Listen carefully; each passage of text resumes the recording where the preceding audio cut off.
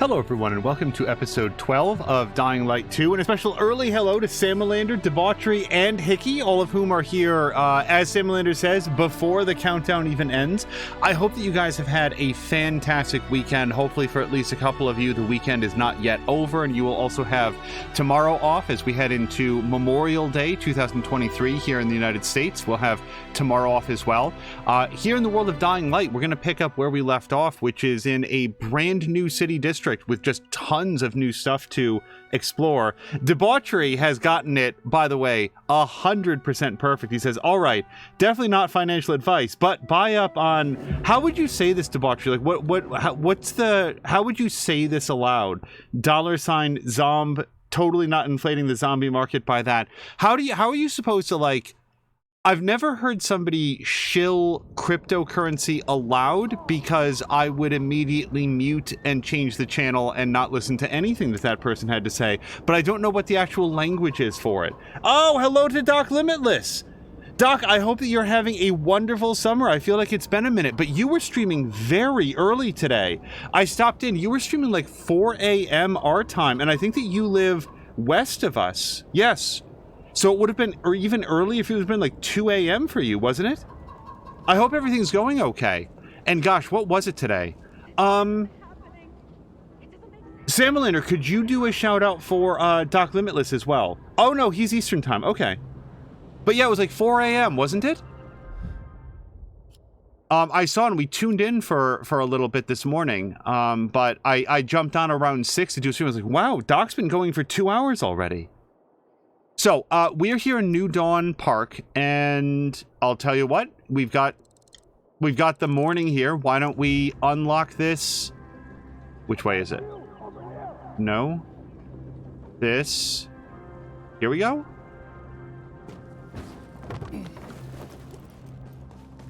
Sorry, I'm just trying to work out exactly. Oh, we are extremely close to this. Samalander, thank you very much for doing the shout out. But what? I'm sorry, it's gonna say right here. Oh, but it wasn't music this morning. You were playing a game. The heck was it? Sorry, I gotta continue with the episode, but it wasn't Zelda, because I would have taken note of that. I'm completely blanking on what game you were playing this morning. Doc is saying, how have you been? It's been a very busy year, but on the whole, doing well. Dying Light 2 is great, by the way. If you have not tried this out, I cannot speak for the performance on consoles, but here on the PC, it has been... Okay, unlock fast travel. Okay, so we can only do this at night. That's fine. On the PC, playing on a 3080, it's been absolutely fantastic. The performance has been rock solid at high quality levels. It seems the infected have started to mutate further. More and more dangerous variants have started to appear at night. Hunt them down to collect mutation samples. Seek out volatile hives and volatile tyrants. Wait, I can't do any volatiles. They kill me instantly. Participate in Harper's bounties and complete mission runs. Doing all of this will raise your reputation with Harper and give you access to some interesting Night Runner themed goodies. So, wait, so should I talk to this person? Is that what I'm being told? We unlocked agents and... like more bounties, different bounties than we've been doing so far. That was in the last episode. Oh, Dr. Mills has played it. He says that he needs to complete it. Yeah, this game I have been very impressed by, because I know that this has come up on a few of our streams. This game was in development hell for a long time. This game was years in development, and I want to say that it moved through multiple different development houses. I may be confusing it with Dead Island 2, because that also was in development hell for a long time, and I know that one went through multiple different development houses. So for this game to have come out in the state of quality that it is, I'm very impressed by. Is this... Okay, so I'm just trying to work out how to get back upstairs. Okay, just come on down here. And come around here. He shall now live forever. Yeah, so far I've been... Oh, right. I can. Is there a Korok exploding in front of me? No, it's just an updraft. This person. Yeah. I always start off every episode of Dying Light 2 saying like, well, what do we think we're going to do today? And it always takes me a minute to find the first thing to do. Oh, we've got that comic book cover. Banshee, I Am the Cure. Well, look what the cat dragged in. Oh, don't look all butthurt. Hell, I want to thank the cat, because you look just like the kind of guy who could help me out. Name's Harper. Used to be a night runner a few lifetimes ago, it seems. And while this city has gone straight to hell, that don't mean I gave up being its guardian angel. And right now, we got us a problem. It's called electricity. Where everyone else sees a brave new world, I see the end of the world. I've been paying attention. Suddenly, all these new infected are popping up. You ask me, it's because of the electricity. Of course, it's only a hunch right now, but if I had tissue samples from the infected, bet I could figure out what's up with all these new ones. I got some setup to do here. You think you can help me by collecting the tissue samples I need? And I'm talking fresh meat, my friend. I'll do my best, but can I take another look at your coffee cup? That was wild. It was like phasing through this dimension. Okay, in the footsteps of a night runner. In this chapter, you will assist Harper, a former night runner, to cull the population of special infected. His bounties will ask you to hunt the infected for a new resource called mutation samples. You'll collect most of it from the mutated infected, volatile hives, and volatile tyrants. Hives can be found in the Dark Hollows, as well as already completed GRE quarantines. Volatile tyrants are harder to find as they only emerge on rare occasions to feast on the rooftops. Harper will also offer you special items called mission tickets. These will give you access to a time trial where you use a combination of force, stealth, and parkour to reach a final area and clear it of infected. They're very punishing, so the game seems to have decided I'm much better at it than I think that I am.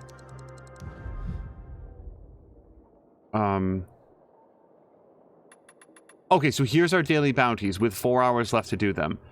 So my question is, what do I think that I can do just by living my life here? Harper's regular mission. What's his regular mission? I have no idea what that means. Poison. Defeat spitters in Dark Hollows and Yards. Survive a minute of a level 4 chase. I mean, maybe. I assume it's got to be a consecutive 1 minute, like 60 seconds. Acquire a rare or higher rarity crystal core. Dark Hollows swarming with infected. I don't think I'm going to be able to do that. Defeat goons. I don't necessarily know who those are. And complete encounters in co-op. Like, that one I'm definitely not going to do because we're not playing in co-op. So let's complete his regular mission. I guess I'll take that. You're heading the game. Better not go out there if it's not. And then if I happen to find any spitters, or I think we can activate 4 of these, right? This'll be a piece of cake. Let's take this just in case I Don't push wind yourself up too hard. Okay, so we can do 3 of I them. need you alive to bring back those samples. Okay, now we need defeat special infected at night to gather mutation samples. Sure, let's take this. We've got Big 4. luck like you. Oh. This'll be a piece of cake. Actually, the weekly bounties also reset tonight anyway, but there's no harm in carrying this. Dr. Mills is asking, is this a night challenge? I guess so. The chase one definitely is. The poison ones, I've seen spitters that are out during the daytime, at least I think that I have, or maybe they're just in like dark buildings and stuff. And then Paint It Black, this is what I don't know. Complete his regular mission. I don't know what that is. Okay, yeah, at the moment he's just a vendor. Let's see if we can make a deal here. So it looks like he's a special merchant. Again, my thought on that is, let's just do what comes up, and if it's successful, awesome, and if it's not, I'm still going to be doing other stuff. Let's see. So this is very high up, but let's see if we can get there, because maybe it'll be like a parachute drop or something. And then somewhere, yeah, where we came up, we can ride the wind.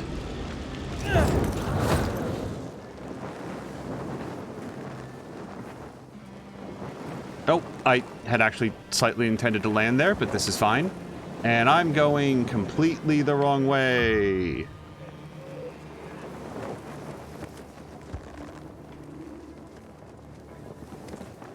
Okay, so this has been an adventure. Nowhere near any place that I was intending to go. Hello to Fox McCloud. Yeah, I've spent actually a lot of time out at night, but oof. Oh, really? We can't like back eject off this like we're Ezio. All right. Oh, Christ. Every mistake takes me further away from what I'm trying to do, which is apparently get to the complete top of this building. I don't think that we can, what's it called? Second sun our way up that. A lot of people said, oh man, I need to return to Dying Light 2. I need to, at some point, I really want to do a full-length playthrough of Second Son. We did an audition stream of it once, and it seemed extremely cool. But my issue with it was, because I knew it was only an audition stream, I started doing like the evil side of things, like the red side of things, and it was awful. Like, the things that my character was doing were just absolutely unconscionable. Okay, maybe... Nope, too late.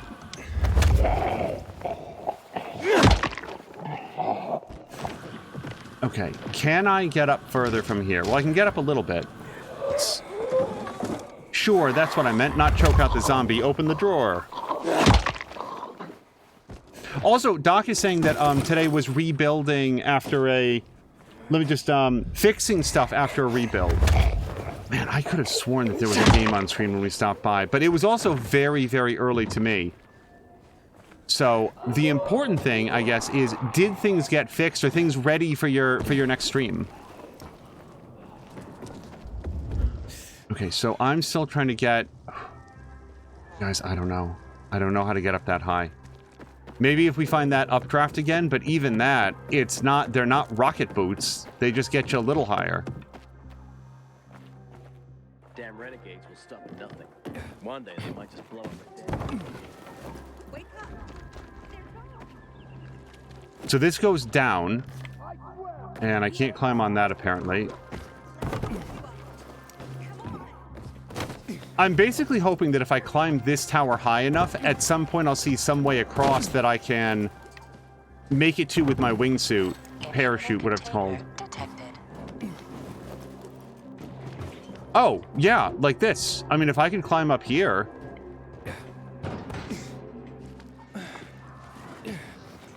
I should be able to make it over there from here. I mean, if not to the place proper, then at least up to the second to highest floor. So, yeah. Shit. Don't fall. Don't fall. Got it. And it's a parkour challenge, because of course it is. Oh, hello to Mia. Mia, Samalander was helping us by doing a shout out for Doc Limitless. Could you do a shout out for Samalander? And Samalander, if you're still in earshot, if you could do a shout out for Mia, that would be very helpful. Okay. Night Runner Trial X. Follow the checkpoints as quickly as possible. I mean, I'll give it a shot. 4 minutes. 4 minutes to get a gold says to me that this is going to be a long one.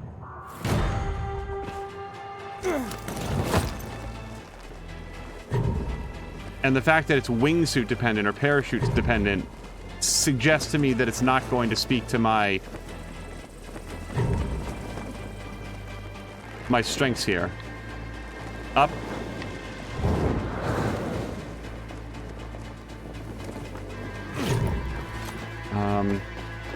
Well, sure, I guess I'll just try to climb up here. The first try or two at these are always just practice.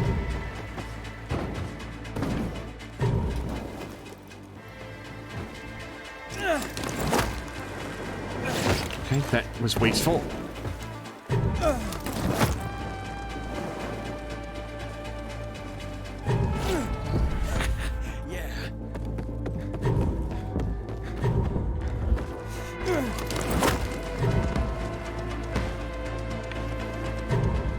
There may be a big drop-off in conversation as I try to navigate this Pilot Wing 64 challenge.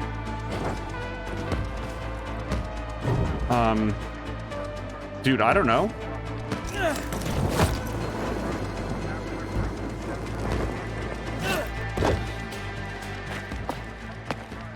If there was a faster way that didn't involve this ladder, I clearly did not find it yet. Jump!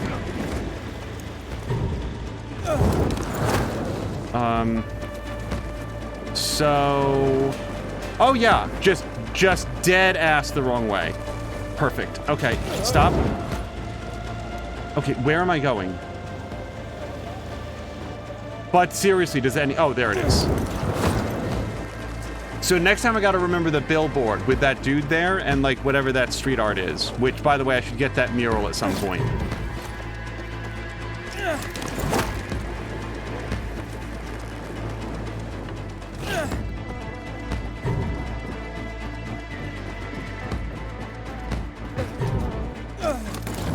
I think I have a spring ability for like jumping over that, oh boy, and getting a lot more jumping over the obstacle, but I don't know how to do it, and I don't have whatever wall run you need to do there. Seriously though? Wait, fucking seriously? Wow. Oh man. Jump! Aiden, there we go. Don't ask me why the first two tries of that didn't work. Thank you very, very much for the cheer. I will see who did that in just a second.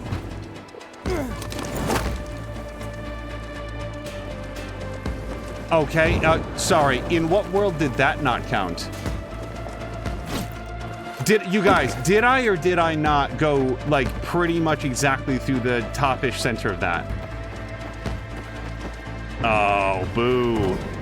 Well, we'll practice it again. If I don't make this, I don't make it. Sure, this is fine. Nope, can't jump up there. Can't jump up there. How about here? Nope. So, that's as far as I go here. Wow. Can I hop that? Yeah.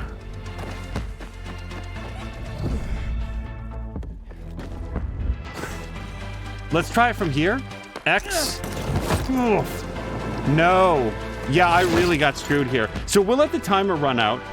Thank you very much to Oof5s for the 2-bit cheer.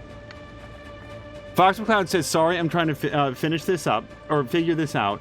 Mia saying, no, it was another clip where I was choking the little ones out. I think it was before the one from Spirit Star Systems. I have missed this. And yeah, we're just it's gonna time out. No, it's not, you guys, look.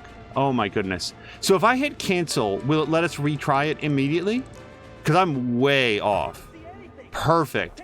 Okay, so I say that I do want to give that another shot. Let me roll this by really quick. Fox was saying to me, I saw your message, and if you're talking about that dinosaur clip, that was Spirit Star Systems. And then Mia was saying, that's what Mia was saying, no, it was something else. And Debauchery is asking Mia, how are you feeling? Yes, Mia, are you feeling any better? Oh, you know what? I wonder if Doc is still here. I didn't get to ask him what the nature of the rebuild was.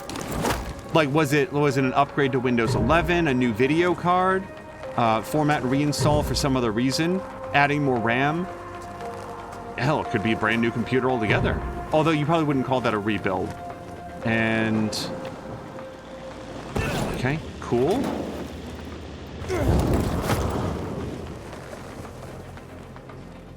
And drop. Just making sure I got that one, yes.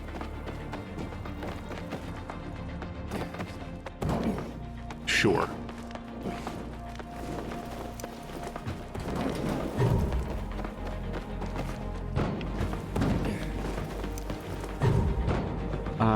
Go this way.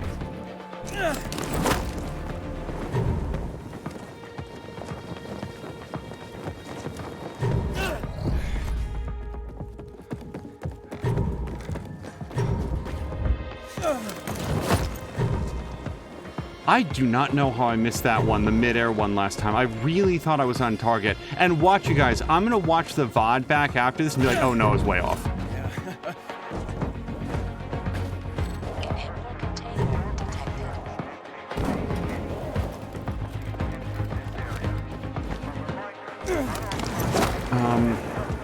Yeah, man, I just...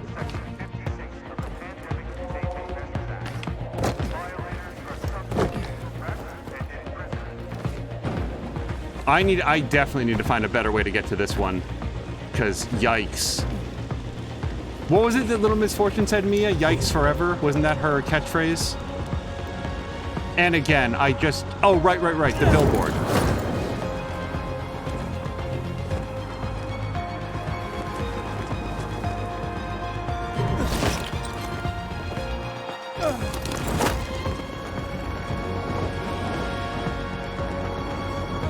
Okay, it's almost where I wanted to go.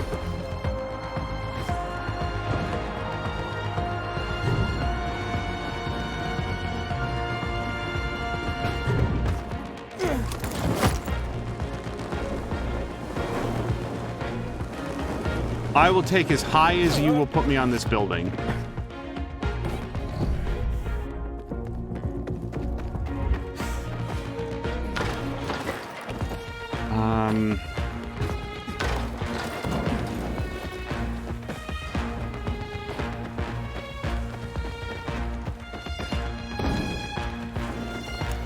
Yeah, I feel like this one is going to be long and difficult enough that I'm going to want to come back to it. So, how the hell, without the wall running, I feel like I just straight can't do this? I guess just jump anemically here, and this is where things really went off the road.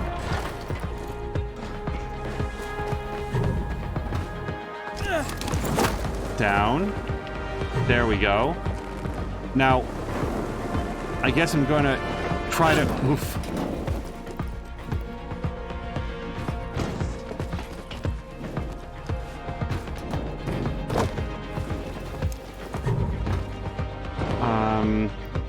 Oh, really? This way? Okay. Well, why not?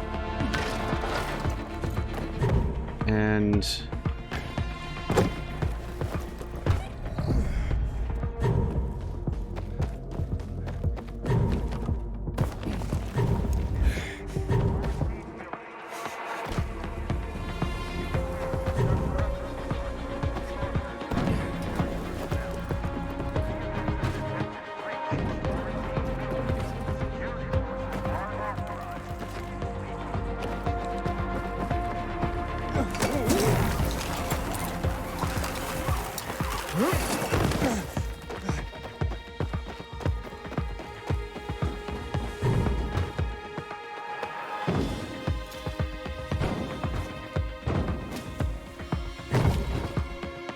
Honestly, I'm just jumping forward.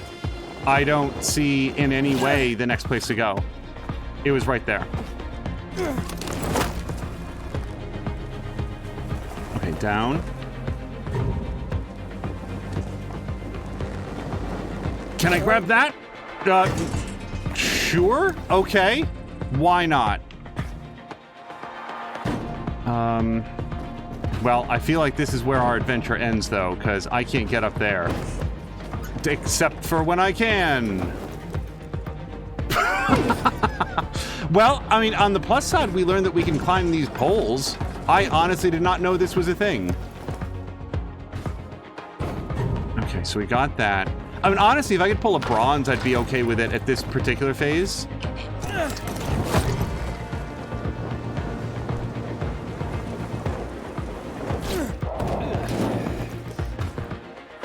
It is above me. I do not know how to be higher than I am. At all.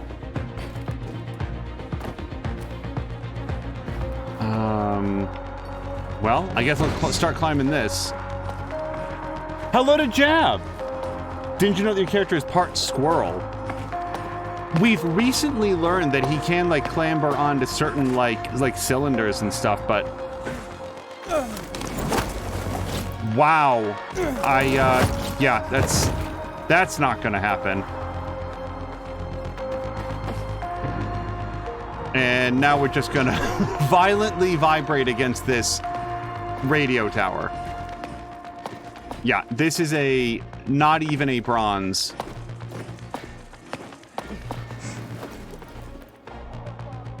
Okay, and I'm now officially stuck. Like full-on stuck, you guys.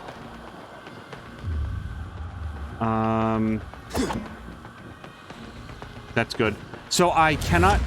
Woof. So I'm not going to try this one again right now. This might be around the time that I say parkour challenges are fun sometimes. But let's just proceed for now. And instead, let's go see what this is. I want to go... So I'm actually... You know what, you guys? I'm 7 meters from an inhibitor container, which puts it onto my survivor sense. Can I get into this place?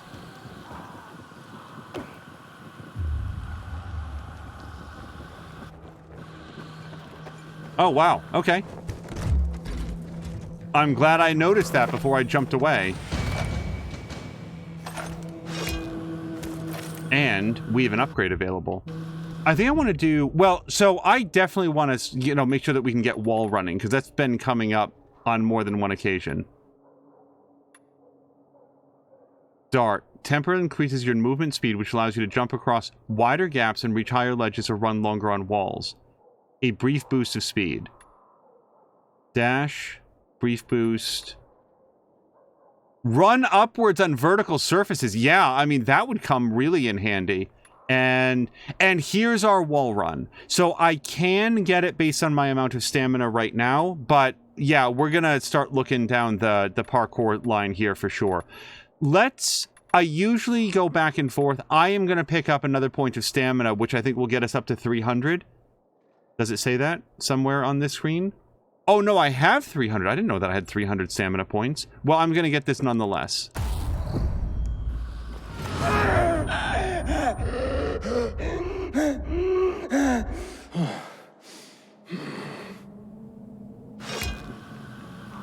Okay, otherwise feeling fine.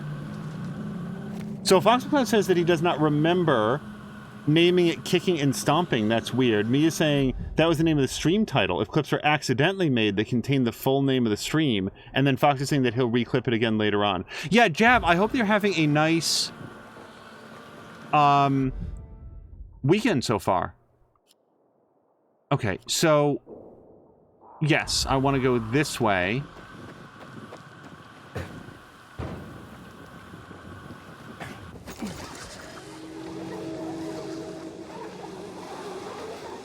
And I may have gone past the thing that I was meaning to visit. Yes, so whatever the question mark is 50 meters directly below me. Let's go down. We've got a nice lift that we can go up and down on.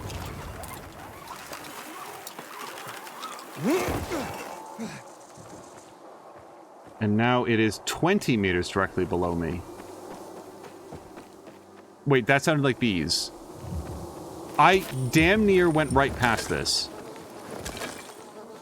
Oh, Mia Papadopoulos was playing, or actually he might still be playing some Age of Wonders 4.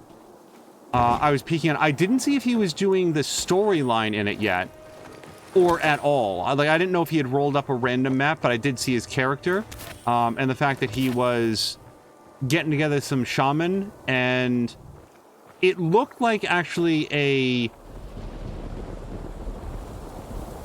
civilization that was very similar to the Mia one that had been made, but I'd have to double check because I don't remember what all their civics were. Lots of bloodshed. Mia, thank you for doing the shout out for Papadopoulos. Okay, you guys, it's raining. Is this the first time that it's rained in the game? I feel like it is. And that can't be unique to this district because it's not that far from the old district.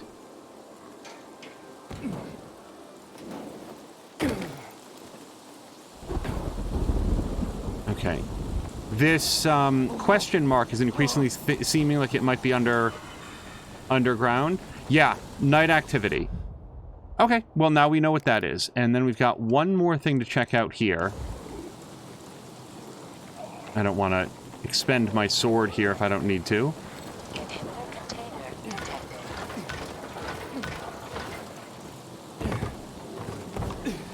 I was gonna say, Aiden, you really can't think of anything here to...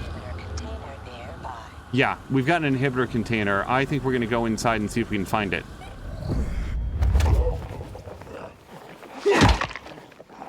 Jab finished Deep Space Nine earlier this week and was actually disappointed that it was done.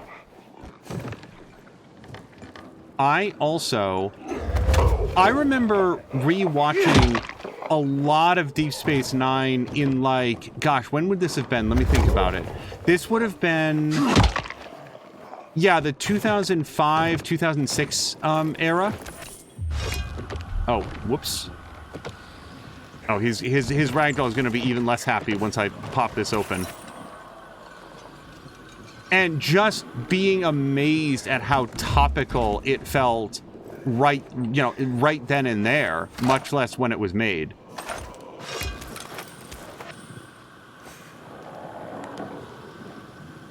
This is going to be one of those things where people are like, oh, actually, they've been in 100 things. But of the actors from Deep Space Nine, one of the people that I've never seen ever in another thing before or since, Nana Visitor, the actor who plays Kira Nerys in Deep Space Nine, she's in that show, and I've never seen her in anything else. Hello to Brian.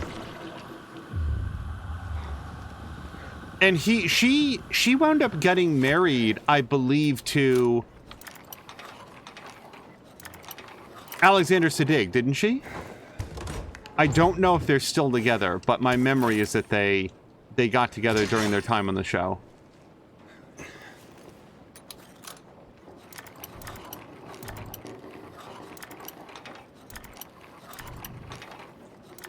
I remember reading an article, I think it was an interview with Alexander Siddig, who said at one point, and if I'm mispronouncing his last name, I apologize, because I, again, don't know that I've heard it said aloud very often, but I remember seeing an interview with him where he was like, Deep Space Nine was a big damn deal for me, because prior to that, I got a lot of role as playing, like terrorist thug number 2. Like, there were a lot of, opportunities to play, untrustworthy Middle Eastern guy.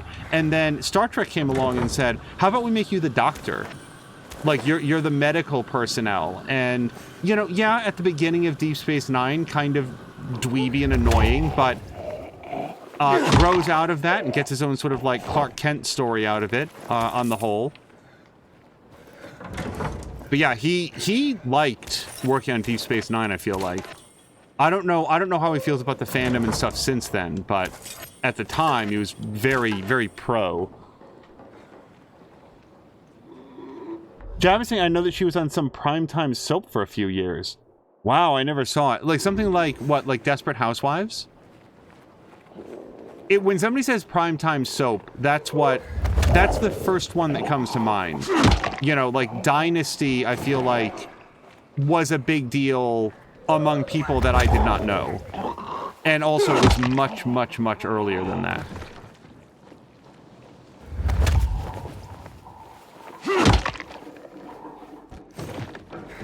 Okay, so we did a bunch of murder in there for some reason, or removal of unlife, and now I would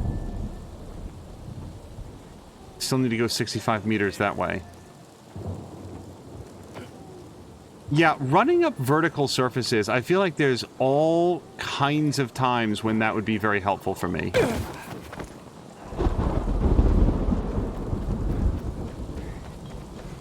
Sam Linder is saying fandom was a mistake. Both as a social media company and as a general concept, I think that I would agree. Okay, now, this is something that we can do today. I think I've been spotted. So, we could draw everybody over to this.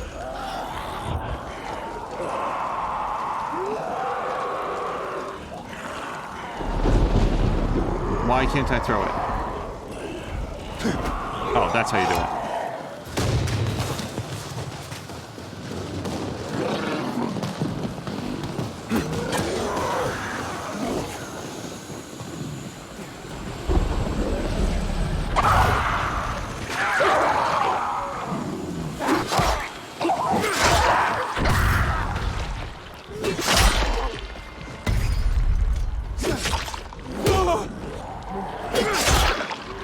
It's okay. I took a hit from his weak arm.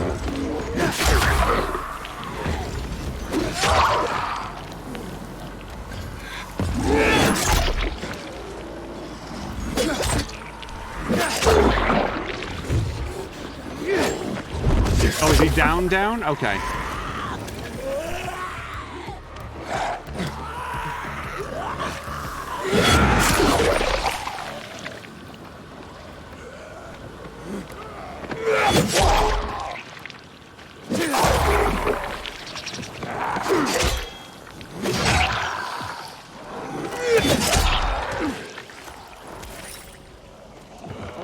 All the zombies wearing like football helmets and stuff, you can just feel the tale of somebody who once had a really good idea. Shit.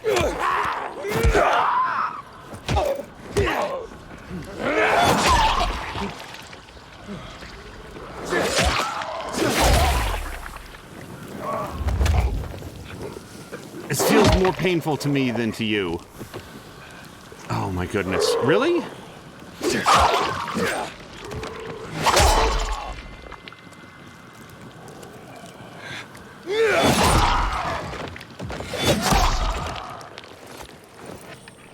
Okay, if we're... nope. So that toxic goo is inflammable too. Oh my goodness.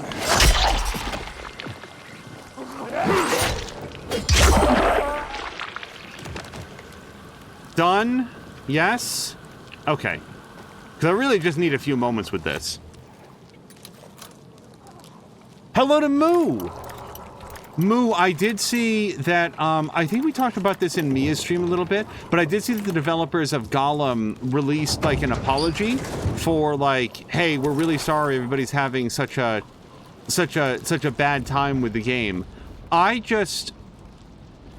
I have not played Gollum. I have not seen very much of Gollum. I did watch at least one review that I did appreciate was like, look, I'm not here because I enjoy just like dumping on what was pretty clearly a mid-budget game. The people that made this... Okay, that was supposed to be a grapple where I shoved him into the goo, but... In other words, it was a review that talked about the fact that Gollum is not very good and makes some, in this person's opinion, some really unusual decisions, but wasn't made just for the sake of piling on. I didn't get that sense. What was interesting to me is that, yes, where Gollum is buggy and, like, unstable and crashes and tedious, these are all things that can be talked about. I was very interested in the idea that one thing that this reviewer talked about, and I've seen others, is that, well, Gollum is like... They don't say this, but the way they talk about it makes it sound like Gollum is more sympathetic. He's not this just incredibly one-note character who cares about the One Ring and absolutely nothing else. That he has other things that are on his mind, and that it feels like it's maybe intended to be a little bit more of a character study of somebody who is just ruthlessly abused by everybody in life over and over again. And eventually goes to the one thing that he feels respected him, which is the One Ring. But I don't know. Maybe I'm reading too much into it. I haven't actually played it. Foxconut says, some thanks, I'll add it to the collection. Made a mural of all the recent apologies. Jab is saying, if they had a plan, spend the first 2 years developing the characters, learning the politics of the area, then start bringing the Dominion, which led to the war. Oh, that... So, Jab, I've actually always wondered that. I do have a couple more things to say about Gollum as well, but, like, yeah, was the Dominion always planned, or was it a case of we had this mystery of what was on the other side of the wormhole, and then we sort of, like, came up with an idea? Because I remember when Deep Space Nine first started, I was like, oh, this is nothing but a vector for a Monster of the Week. Because the first... many people that they meet coming through the wormhole mysteriously don't have anything to say about Dominion or Jem'Hadar or Changelings or anything else. And yeah, I know the Changelings are, they're not well known to most people, but it always felt like maybe they started the series without knowing very much about what was in the Gamma Quadrant, and at some point realized, oh, we're really going to have to pin this down. But maybe it was a case that they knew all along and they were just careful about how they teased it out, and they knew that if they started talking about it too early, people would feel irritated.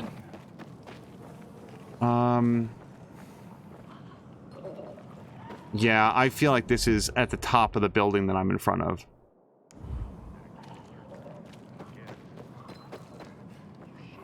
Foxmouth will post it in Mia's humor channel. And yes, Moo is lurking and listening while working. Moo, very much appreciated. Thank you for the lurk. Inhibitor container detected. Oh, actually, no. This is right over here. Ish.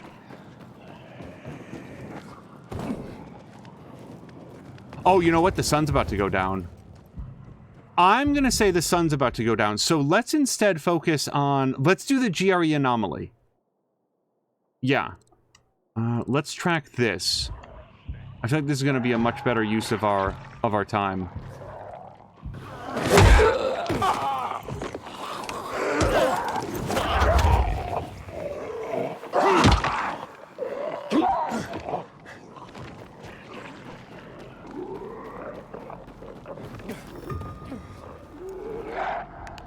But yeah, I want to be careful not to say too much about Gollum, because there might be people in the chat right now that, you know, they don't want to know any spoilers about it. But some of the criticisms that I've read just feel like some of the gameplay and the attitude about Gollum don't meet what the person had expected it to be, and that Gollum is presented like a little bit more even-handedly.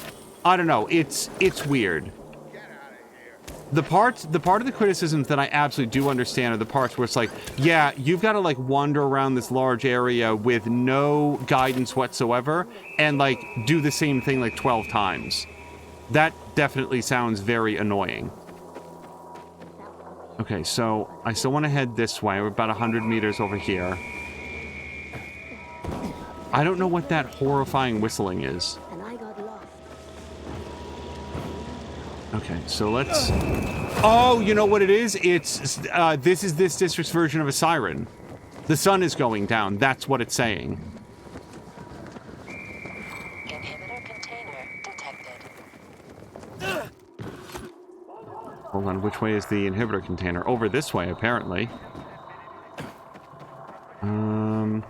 Jab is also saying that the Dominion was weakly introduced in Season 2.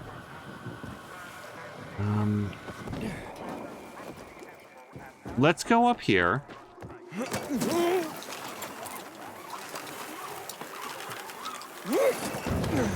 The other side of it, though, quickly, is with this developer apology, I actually saw somebody say that developers shouldn't apologize for releasing games in the state that Gollum was released because gamers are too entitled. This was something that I heard. Oh, parkour challenge, huh?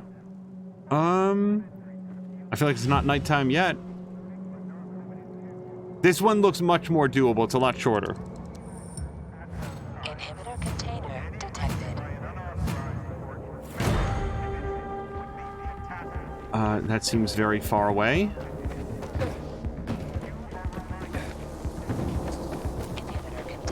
My response to that is, if they're charging money for Gollum and Gollum doesn't work,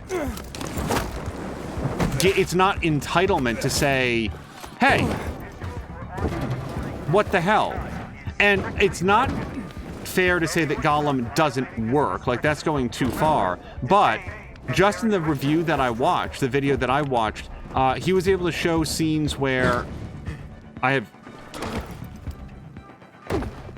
Guys, I don't know what's happening.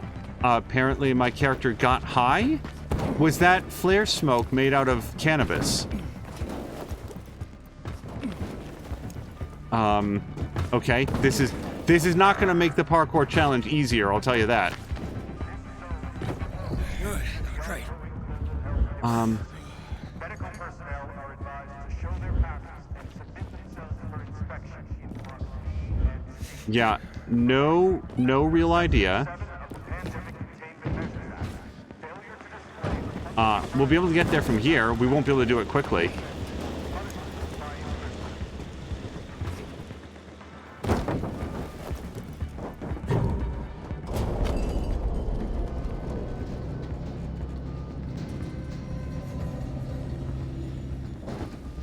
I think this parkour challenge is introducing the idea that sometimes buses... Oh!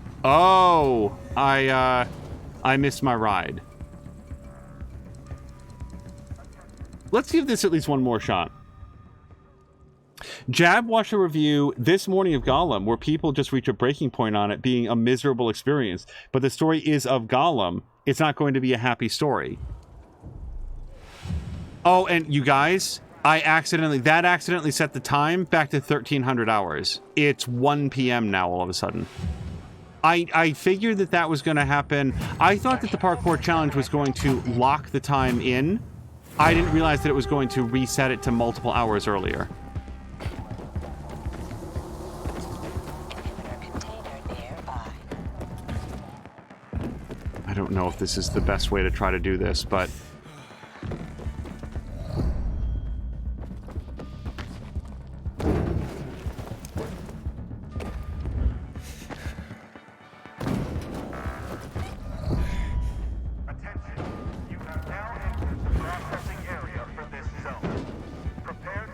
Can I go up from here? No, I super cannot. Okay, so now what I've learned is that when we get up to here, I need to jump onto this and then back off of it very quickly.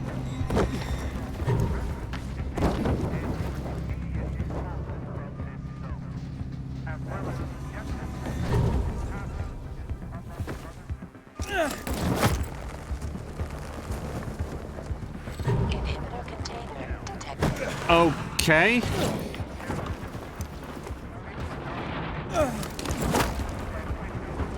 Why does this exist?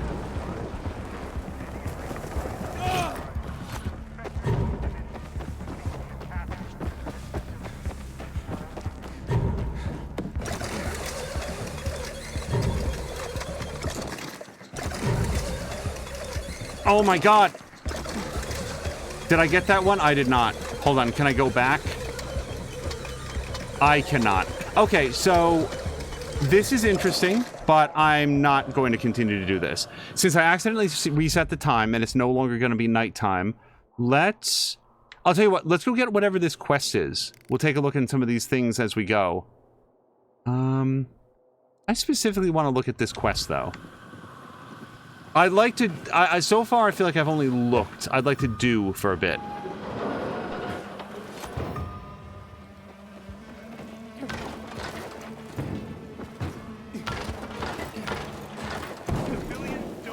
But yeah, it is not entitled for people who bought The Last of Us Part 1 on PC to have a terrible performance experience with the game where it runs very, very poorly and their high-end systems are like smacked with extremely low quality resolution textures and stuff.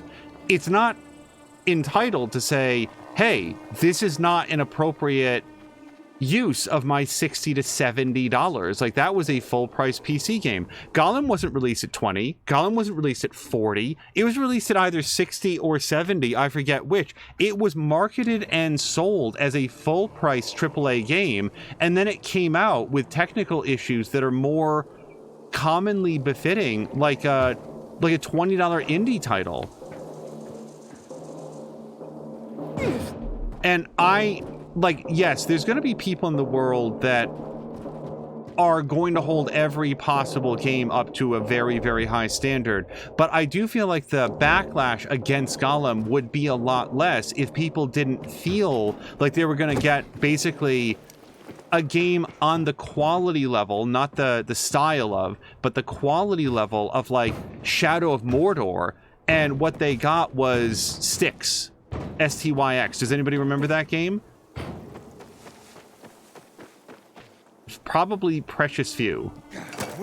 But that was a stealth game in sort of like a kind of a dark fantasy universe about being like a goblin or a gnome, some sort of like a little troll person, and you can't fight, so you got to stealth past everything.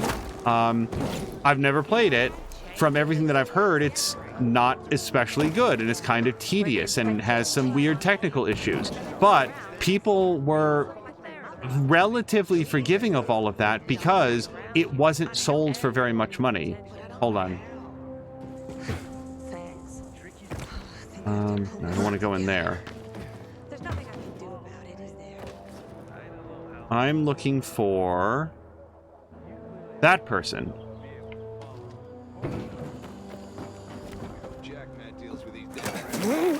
This is so not what I wanted to do.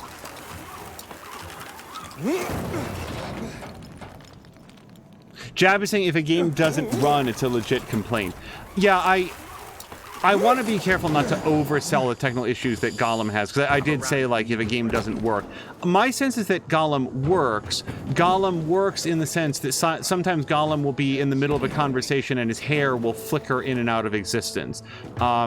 Gollum can get soft-locked where he's not able to proceed and you have to, like, reload from the checkpoint. So, like, technically speaking, you can play Gollum from beginning to end, but it's an unsteady, poor performing and very unpleasant experience from like a gameplay perspective. Again, the person that I was watching the review of, like, showed off all sorts of instances where Gollum just like ran into an invisible wall, got locked behind an invisible wall, was like falling, just like died in midair as though he had impacted with the ground and stuff. It just feels like the game is not quite finished. Which, if that was the only phrase that I said, it feels like the game is not quite finished. You could have applied that to a half dozen games released this year, and it's only the end of May.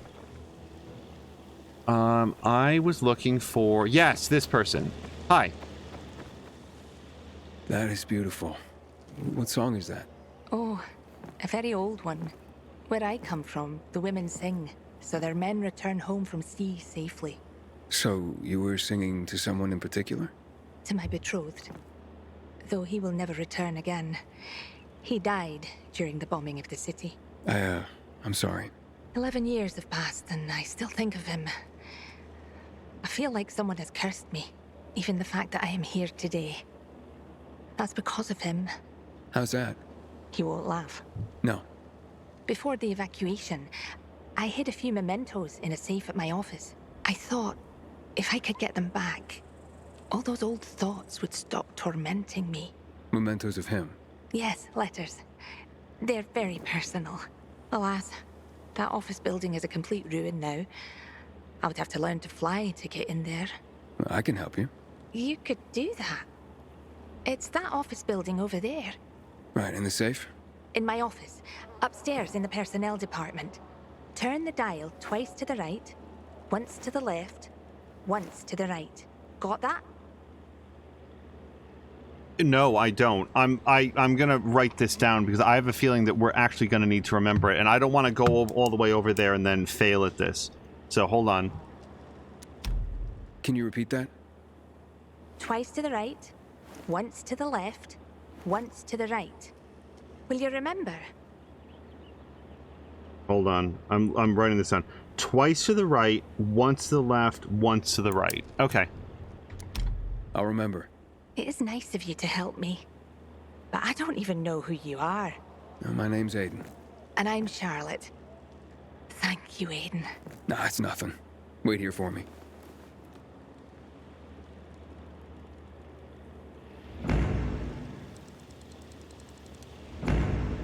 Based on her description, this feels like something that can be done during the daytime.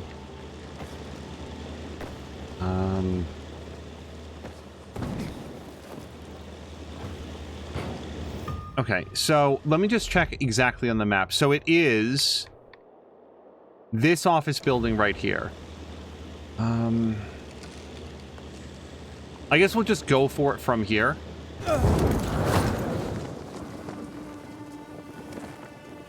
If we don't make it all the way to the top, then we'll... Yeah, good enough.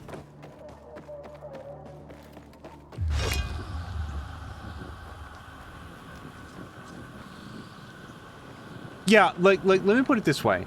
Imagine a world where Redfall came out and... Okay, imagine a world where Redfall came out and was a well-put-together, immersive sim that had some great co-op options and awesome loot and the vision of a vampire-overrun northeastern town was fully realized, and it was great. And however, what it did not have was a performance mode.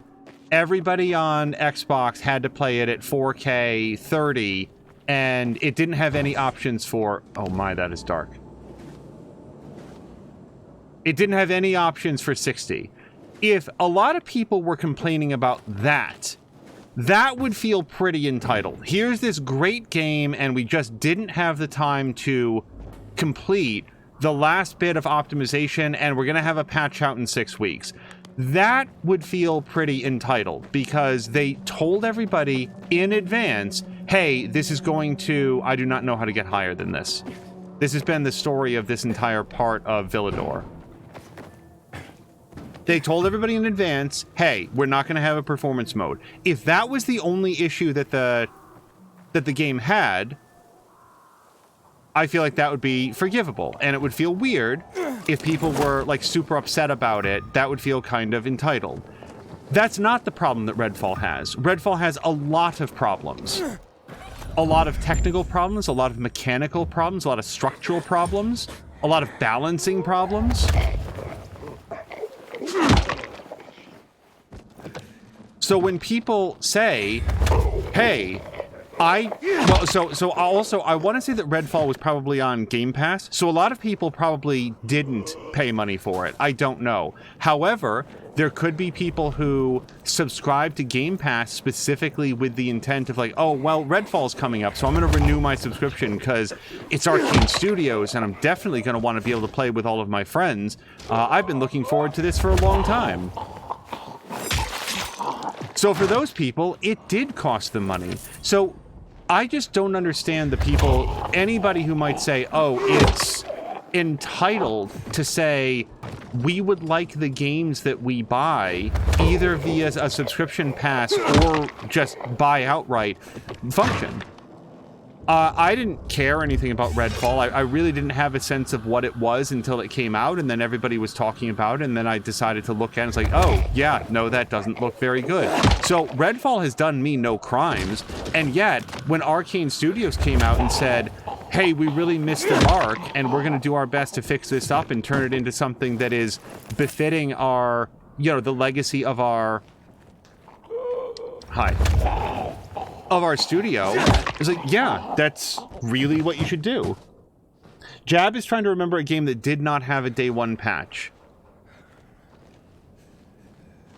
Or I'll do you one better, Jab. Set aside the day one patch. Try to remember a game that you did not have a measurably better experience waiting 6 months to play it. Set aside price. Disregard price, because all things... Well, Factorio doesn't drop over time. Factorio goes up in price over time.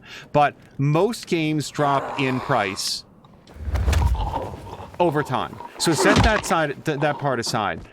I can't think of a game released in the last 10 years that wasn't... Well, I will say this. I personally never had the technical problems with Batman Arkham Knight that a lot of other people did. I played that game on PC when it came out, and I had a phenomenal time. I really enjoyed it. So, and when I replayed it, what was it, a year before last for Extra Life? I replayed like a very high percentage of it. They had added DLC stuff. Find and open the safe. Yeah, we're not at the safe yet. But I definitely did not have a bad time. So I would submit Arkham Knight as a game that I didn't wait on playing and didn't feel like I should have waited on playing and had a great time. And I feel like that's going to be an odd choice because most people are like, oh, that game was poopy. Samlander's off to anime. Samlander, thank you so much for stopping by. Thank you for doing the shout out earlier for Doc Limitless. I hope you have a great anime time.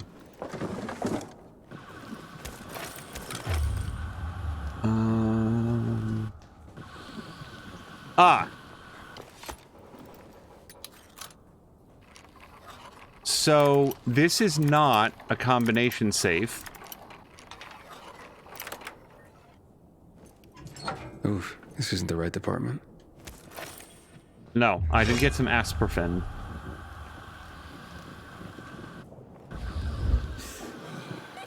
Yeah, there is... I will also say this. There is never an excuse for attacking the game developers or members of their team.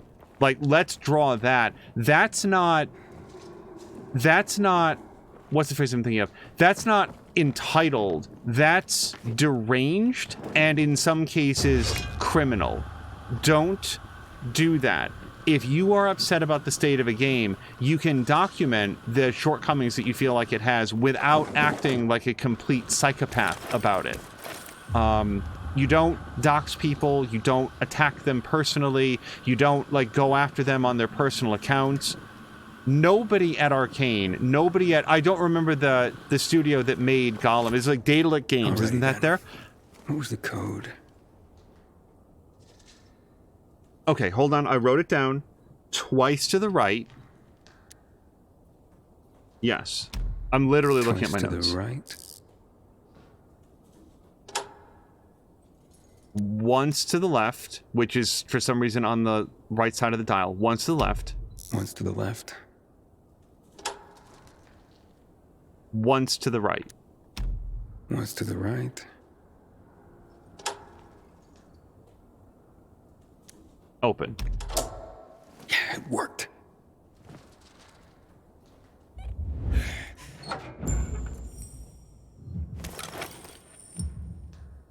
I finally went out for a walk in Barcelona. The charming streets begged me to stroll them. The Barcelona people tempted me with wine, and the Catalan modernism was overwhelming. Still, I'm unhappy. What is the point of all this beauty if I can't share it with you? The wine is tasteless without you. People talk, and I wish only to hear your voice. The sights of this city pale in comparison with your smile. It said letters. Was there more than one? I actually don't see them here.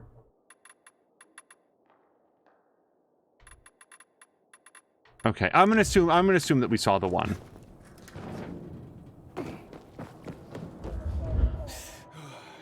Okay, so I don't know what's over there. So I want to go over here. And also there's like a scratch mark over here that we can get.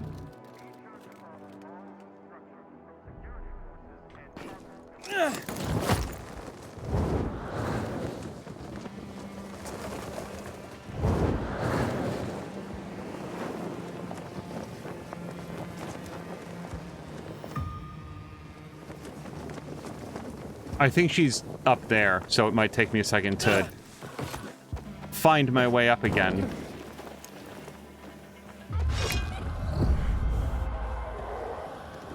It's just like a staircase. Ah, hold on, this will help.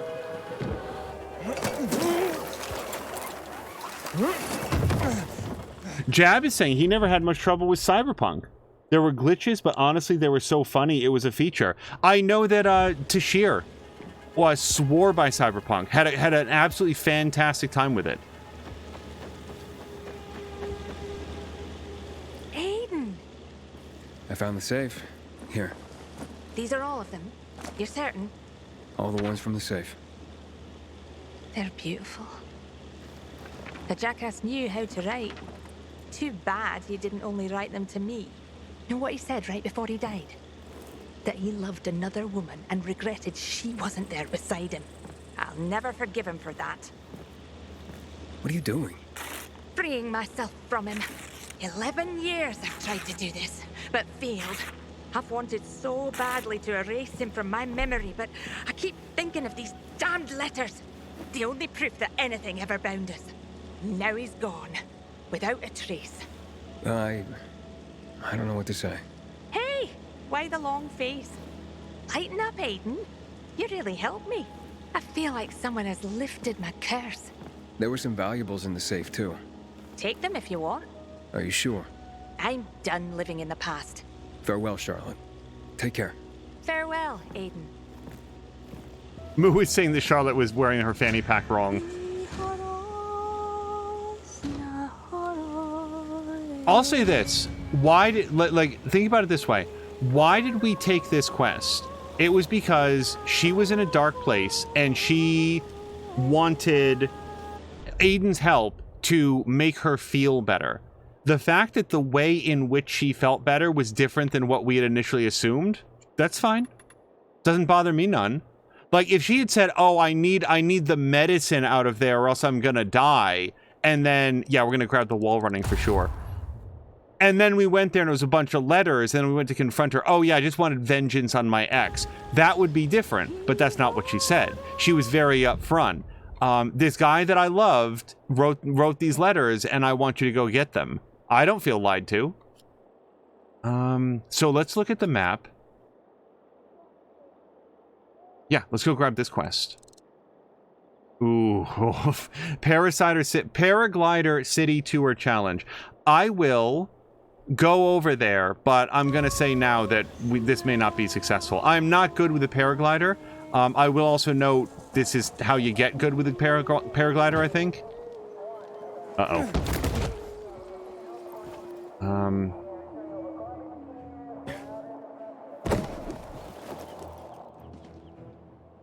So allegedly, we can jump to car roofs and not take damage.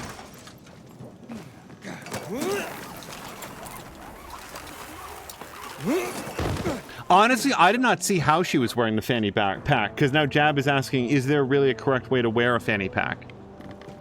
Was she like wearing it slung like across her chest or something? I want to go this way. Although, wait. Are we someplace with a shop? I don't think so. Yeah, so let's head over towards the exclamation point. And I'm sorry, what was the... I need to look at my skills again, because we do have some sort of like a long jump.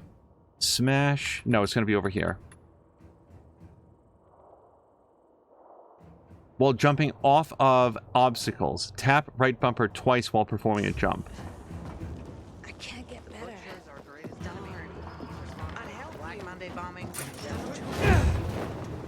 Okay, that was a double jump. Like, you could hear the swoosh as he got, like, a lot of extra height off of it. It didn't help very much, because I didn't deploy the paraglider on time, but... Okay, so, now I just have to get up.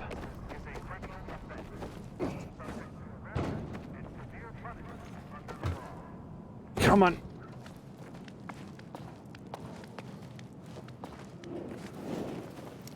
I hadn't really realized that The Last of Us Part 1 had released in such a nasty state on PC. At Milla247, I know that he had some like random crashes and stuff. But Digital Foundry, like, they showed like the medium texture setting. They characterized the medium texture settings on The Last of Us, which are required if you had less than like if you had 8 gigs of video RAM or less, I think it was, you had to be on medium textures, or else you'd have like just these unusable hitches in your game experience because it couldn't store all the textures. But the quote-unquote medium textures were total trash, like sub PlayStation 3 style. They have since patched that, but that's an example of like why... What was wrong? What was wrong with the original version of the game?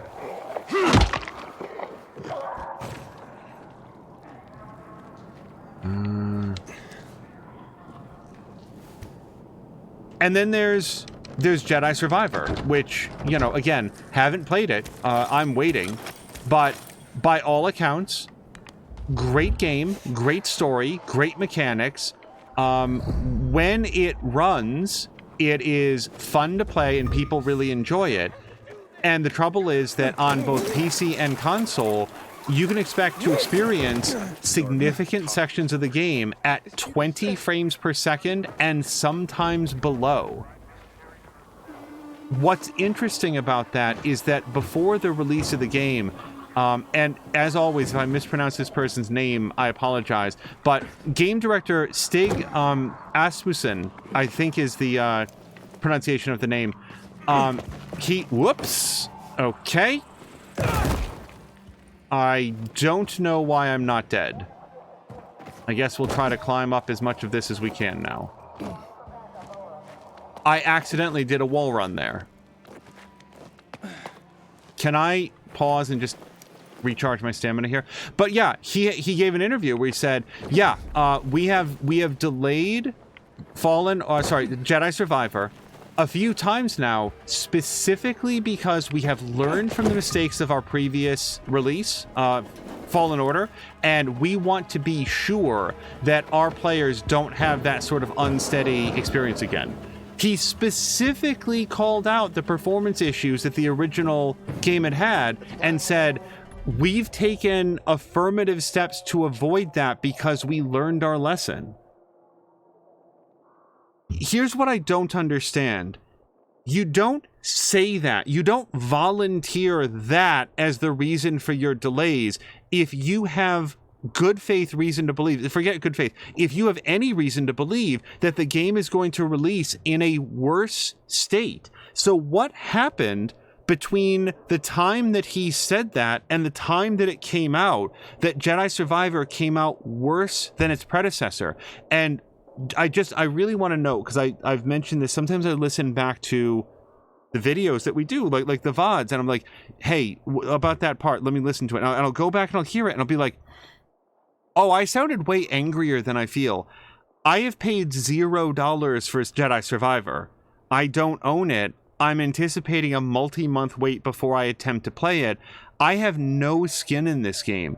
What you're hearing is actual bewilderment, befuddlement. I'm so curious if the developer was aware of the reputation that the first game had and how it sort of smeared the initial public reception to it, and then they specifically highlight that as one of the goals to avoid in the new version. Why is the new version the way that it is? It's not, what I'm saying is that it's not for lack of caring. It's not that they were like, you know, oh, who cares? Like, it's Star Wars. People will buy it. We'll just put garbage out there. Clearly, that's not it. So what is it? And I'm not looking for like, I'm not looking to like give them a pass. I'm saying to like, what is it? I'm just so curious. You know what I miss most about the world? Don't you get enough adrenaline fighting for your life every day? You know what they say. Adrenaline leads to either fight or flight. I definitely miss the flight aspect. As in running away?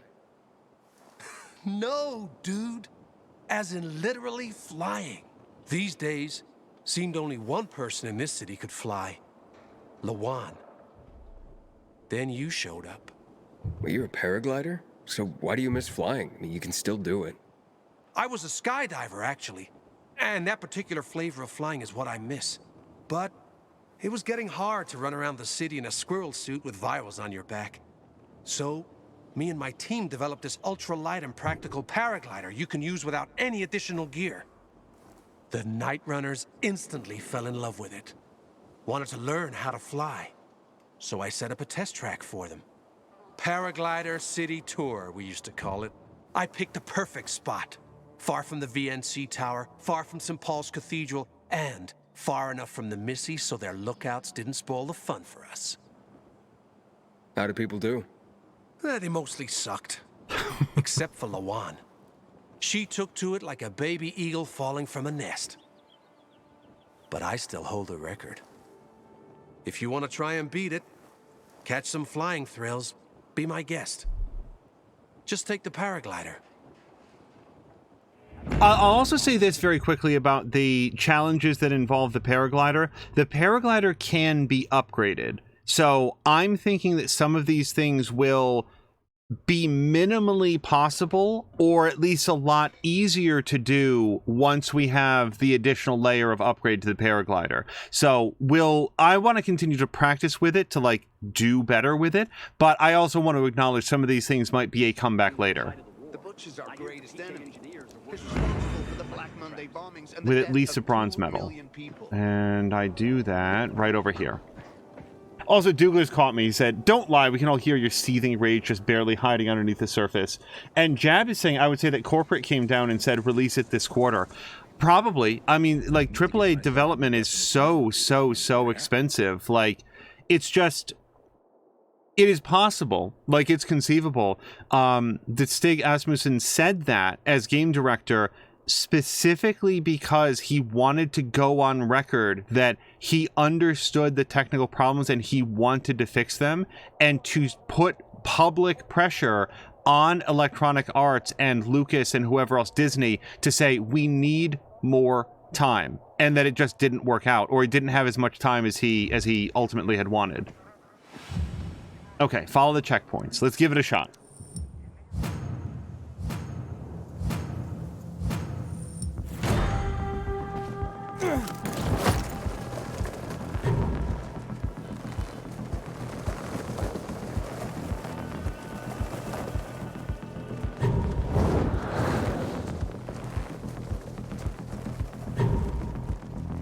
This really does remind me of Pilot Wings.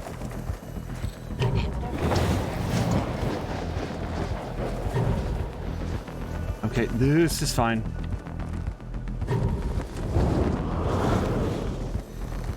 Up, up! Okay, you guys, why didn't that count? I swear to God, I went directly through the center of that.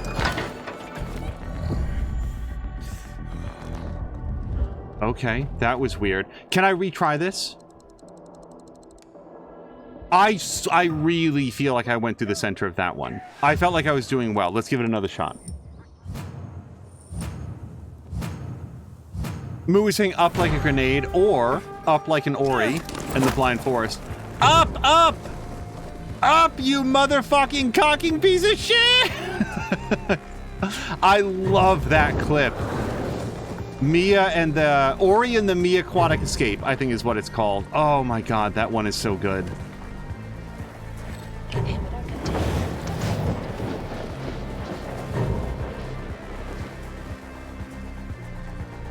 Okay, now we're gonna go up, forward, up.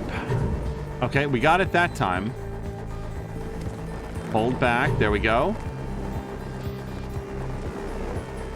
So, what am I supposed to do? Here. I feel like you can't stop. Like, you cannot be stopped by this. But I also don't know, like, what else do you do? And, yeah, got stuck on that, so that's fun. Accidentally going too far, so that's fun. And... I think I'm supposed to, like, stop there and find some more elegant way up. I don't know what it is yet. There must be, like, an... Okay. Yeah. So, let's give this at least one more shot.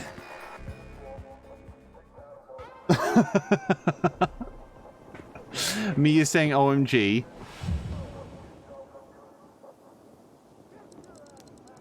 Moo is saying this is like me trying to do the glide challenges in the Batman games. Yeah, there was one, like, I remember one in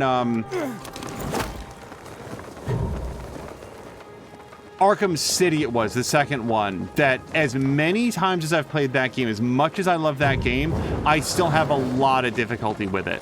It's one where, like, you have to, like, glide Batman through, like, the gates of the amusement park. And when you get it perfectly, you feel like a master, and a lot of times you don't get it, or I don't get it perfectly.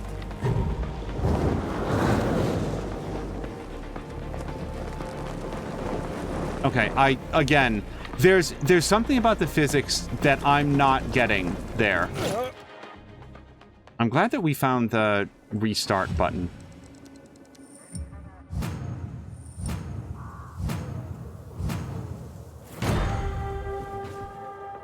Oops. I accidentally ready to like a katana strike instead of...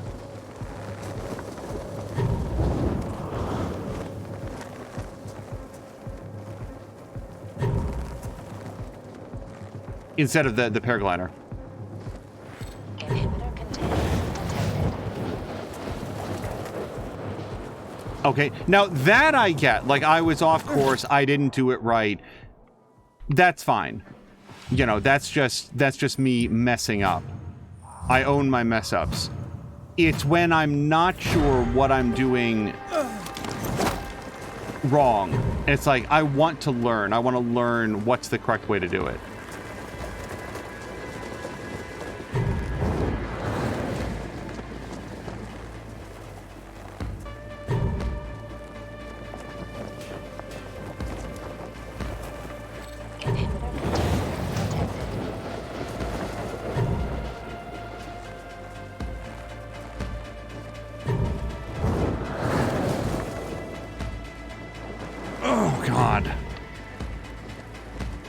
So, like, for real though, I don't have the momentum to get to this, so I feel like what I do is I stop here, swing over, and then, like, jump up here. But even then, this isn't going to give me the momentum that I need. Oh, God. To get the rest of the way, I don't feel.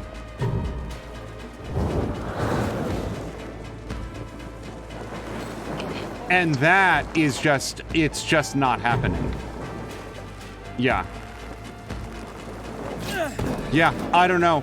I think I want to come back to some of these challenges when I have a higher tier wingsuit, because when I first got the wingsuit, I couldn't, like, pull back to gain altitude again, and maybe on the next round you don't, like, lose as much forward momentum or something. So I'm going to put the paraglider challenges at least on hold, and it is, again, almost night. Yeah, it's 1800. So I feel like the sun sets at like 1950.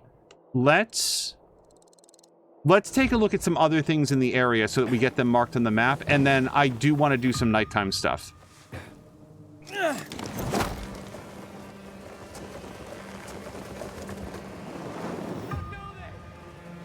And down. Oh, was it another scratch mark? I'll take that.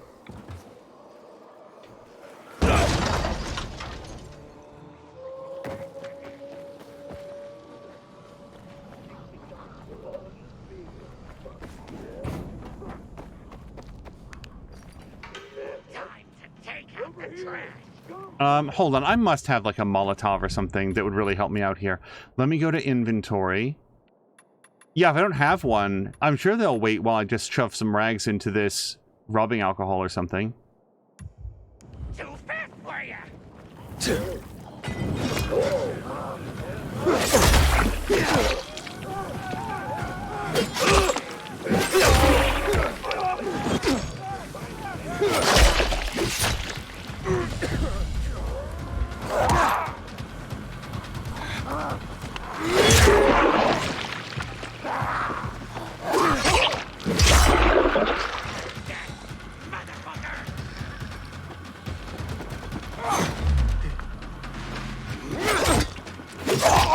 Nope, nope. Oh, thank you. Moo, thank you for putting up the clip. The other one that I get the randomest urge to watch is Mia has one for... See, and the trouble is this one is a major Life is Strange spoiler. So, like, I really can't even describe it. But if you've either played Life is Strange or don't care about spoilers for it, Mia has a great clip about, like, we're just gonna, like, back this up a little bit or something, I think is what it's called. It's so funny. Oh, it's one of those that I'd like to put into, like, the end of year compilations that we do for Extra Life, and The issue is it really would be so much of a spoiler that it would only work with like a recommendation, like a warning. So that's why it hasn't been in one of those. Okay, it's 1900 now. What was I heading towards? Whatever this thing here is over there.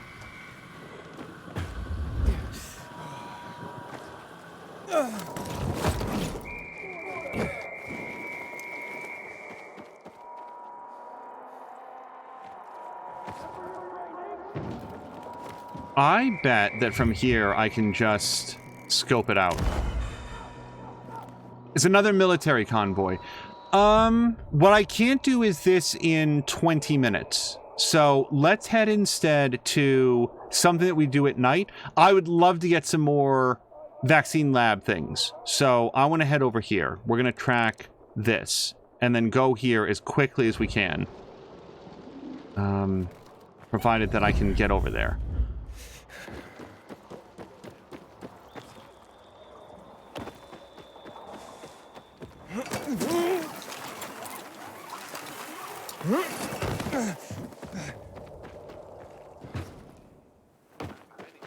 Oh, and Mia, I really hope that you're feeling better. People who are in the chat probably know that Mia did not stream today because feeling very sort of like allergenic and you know, just super exhausted. I can certainly empathize with that, having had some time. What was it really just last week? I want to say that it was week before, actually. Now, where I felt exactly that way. Okay. So, oh, I didn't know that this was here. We'll just kick this ladder down. That'll make this easier to get up to next time. And I want to say that sundown is 3 minutes from now, isn't it? So we'll just do some squats. Hey, you guys, this is one of my favorite Star Citizen things where, when they first introduced the idea of like a heart rate or something, you could do just squats like this in Star Citizen and die of a heart attack in like 3 minutes or something. Oh, Star Citizen. I'm very glad that the people who like Star Citizen get the joy out of it that they do, because I can just assure you that people like me who are observant of Star Citizen from a distance also get some enjoyment out of it. Mia is feeling better, says lots and lots of rest helped.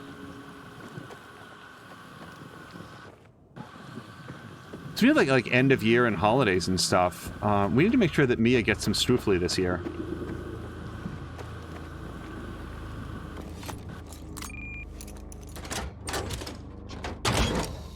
There should be a Mia song about it. Like, Mia, Mia, Mia, Mia, Mia, Mia, wanted Strufely from an authentic Italian bakery back east. Mia, Mia, Mia, Mia, Mia, Mia, Mia, Mia, Mia. Mia, Mia, Mia, Mia, Mia, Mia. Found out that overnight shipping for an Italian pastry across the country would be $183 at least. Mia, Mia, Mia, Mia, Mia, Mia, Mia, Mia, Mia. I love how specific you can get with, like, the Mia song. So... we're looking for 2 inhibitor containers. And I don't know what floor they're on. Oh, I think there's one right there, probably. There's a lot of dudes in here. More than I can probably sneak past, but let's try.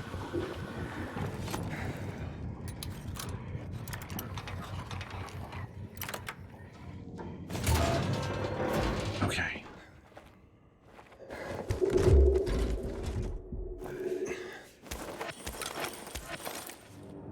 Was that not it? Crud. I mean, it was probably some good stuff, but it wasn't a thing. And of course, it's going to show down at the bottom there that we weren't near one.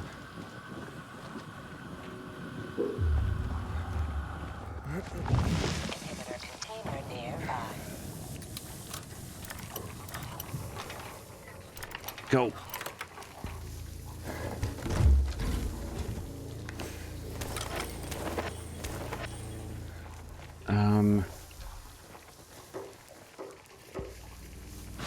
No, I don't want to make noise. There's too many dudes in here.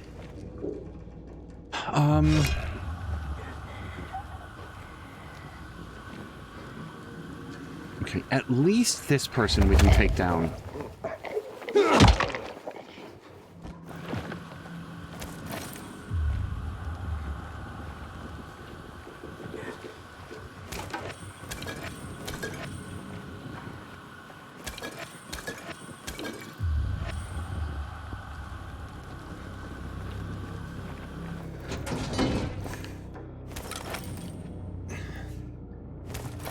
Okay, that's all we've got in here.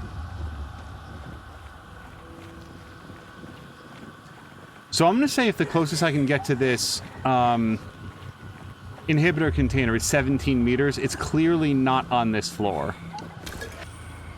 Go around. Oh, nuts. There was a crystal thing in that poison room that I didn't pick up.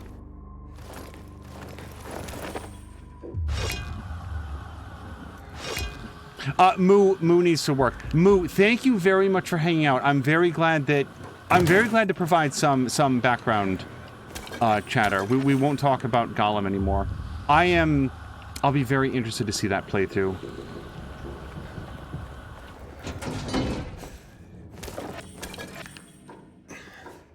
Also, Patikin did not stream today, but then again, he had said that he was going to take a couple days off. He's been streaming, like, even on the weekends. He didn't used to stream on the weekends at all. So, there's no shame at all in taking some days off when you just want to rest and recharge.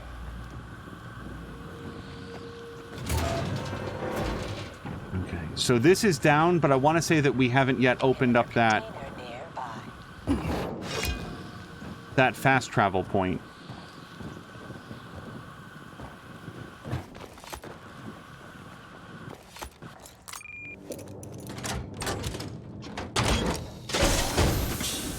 Oh, Mia, thank you for the clip.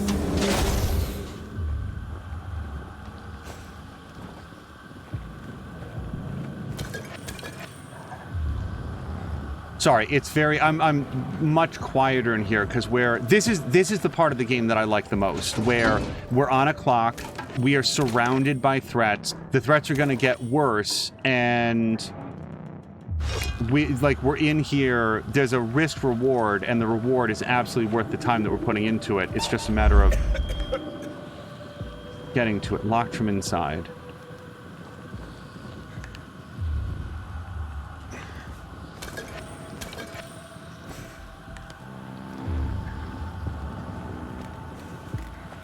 Don't want to disturb these folks.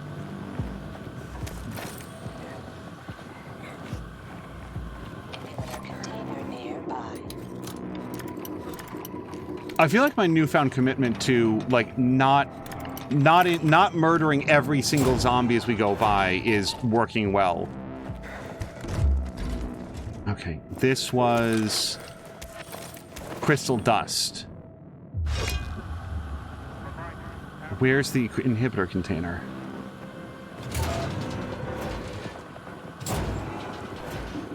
Let's take an inhaler. It's gonna help out a lot.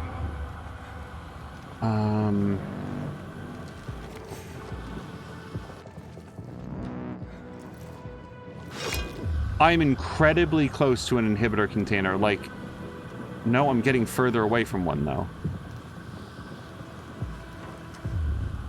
10 meters. 8 meters.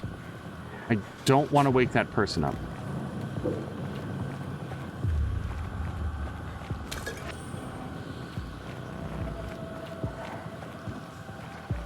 So I just passed it. I think it might be on the floor below.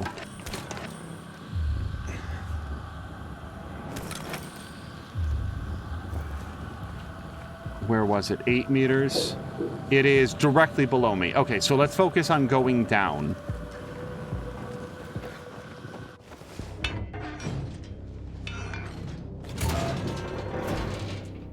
Yeah, Moo had said that, Patikin had said that he probably wouldn't be streaming this weekend. Yeah, he's... You know, no harm in needing to take a break.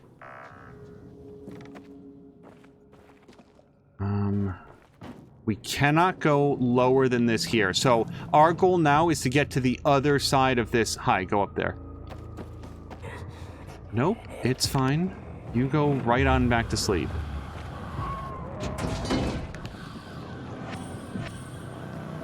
You know another game that I'd like to, like, revisit on stream? 2 Point Campus. What the fuck? Okay, I got stuck between the closet and the door.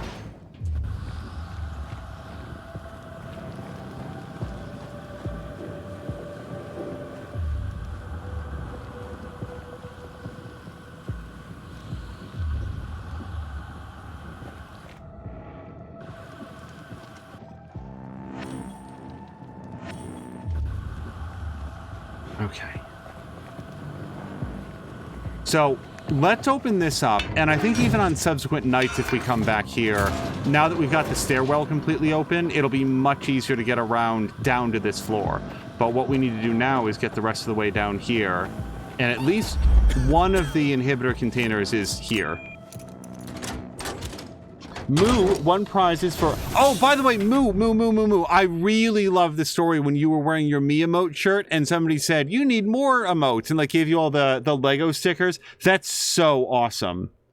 Moo is saying, I won prizes for extemporaneous speaking events in drama club and speech team in high school, but I feel like Auspicious Angel would have wiped the floor with me. Moo, you're being extremely kind. I get... incredibly... I feel very self-conscious listening back to some of the VODs about some of the pauses that happen, because if anybody listening to this hasn't had the experience of trying to play a game and talk at the same time, it's just... it's difficult, at least for me, to compartmentalize what's happening on the stream versus maintaining the line of thought that I'm having. And it gets harder when anything of note is happening, or like it's a strategy game like Anno, because there's just so many things tugging at your attention. Inhibitor container nearby. Okay, we're gonna try to mostly disregard these folks, and... Oh, nope, no, that's... Well, it's a bit late for that.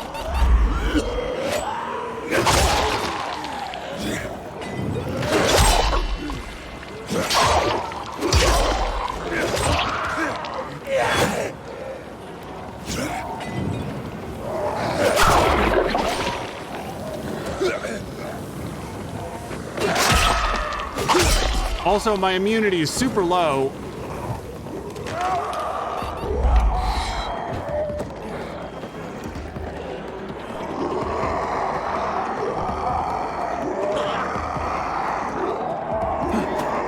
Let's see if we can get everybody together and just have a nice big zombie barbecue. Okay, they're not falling for it.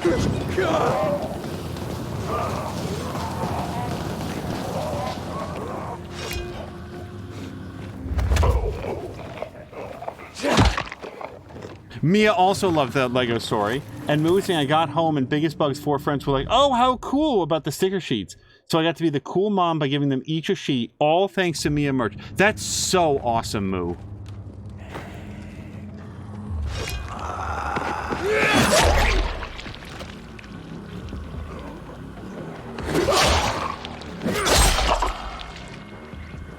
Okay.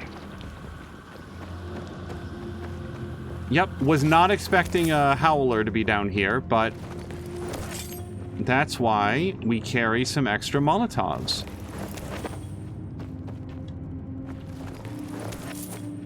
By the way, Brian was in here earlier. I know that Brian had started playing this game. I wonder if he's made any progress on it.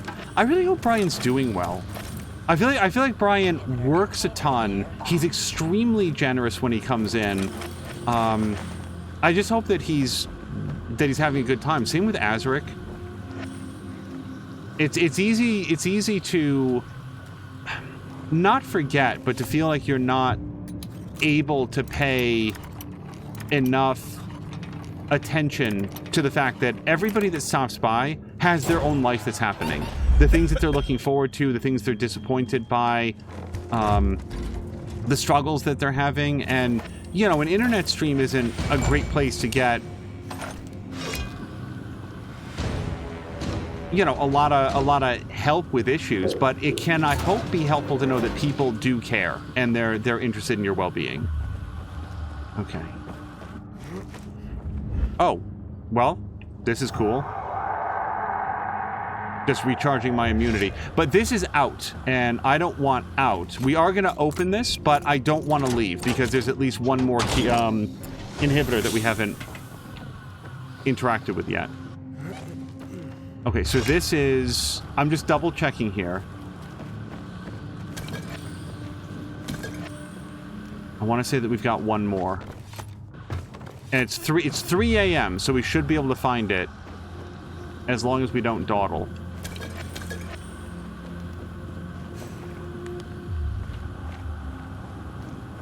There is one more in here, though, right? Hold on. It'll be marked on the map if we've checked it off. Oh, we got it. So, yeah, it wasn't 2 chests. It was 2 inhibitor vials, and we did get that. So we can leave. And this time I'm going to take a health upgrade. Okay.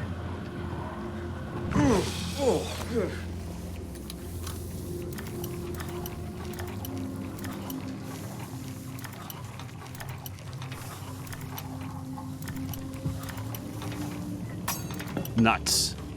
Well, we know more or less where it is.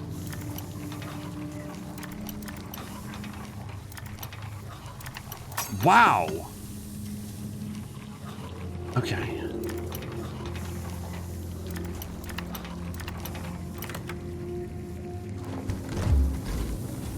I feel bad if I lose, like, 1 lockpick, but to lose 2 on the same thing, it's like, yikes.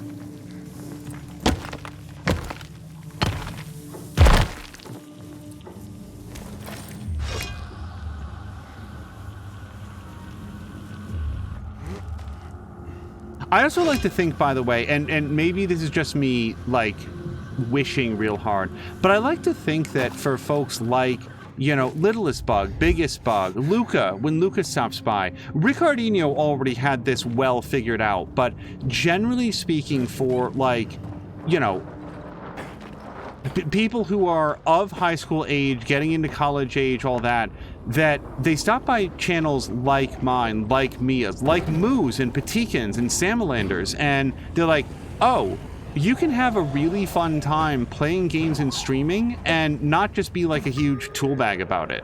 And I'm not saying that like any, like the average big streamer is like a big obnoxious jerk, but some of them are, and when that receives a lot of attention, I feel like sometimes the lesson, it's tempted, like the lesson that gets tempted is, oh, I'll go online and just be like a real edgelord. And no, or you can not do that and just have fun.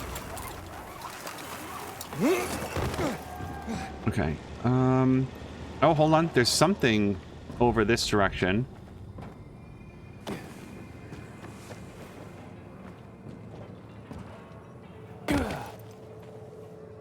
It's certainly the way that I've tried to interact with my niece and nephew about it. Okay, hold on. This will be perfect.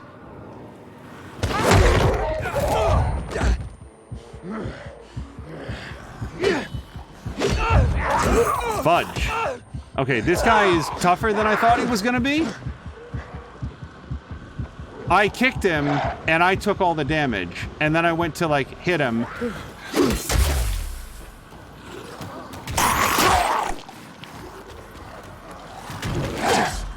Shit!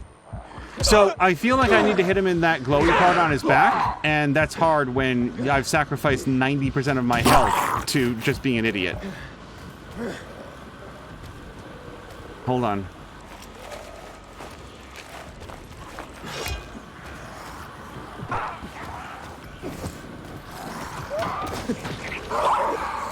Oh, fuck.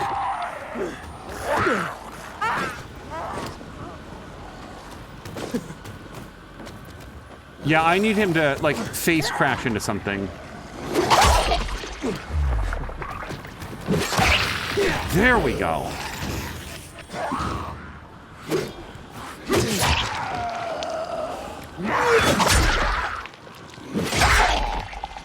But I remember for a while, my nephew was like getting into these videos that were so obviously like these really lame clickbait videos. One of them I remember looking in on, and he was watching, it was like a homeless person shops for a Ferrari, and it was like this content creator, clearly somebody who's extremely well off, who was like dressed in like a dingy t-shirt. Like, I'm not even sure that he had gone to the effort of not shaving for a couple days.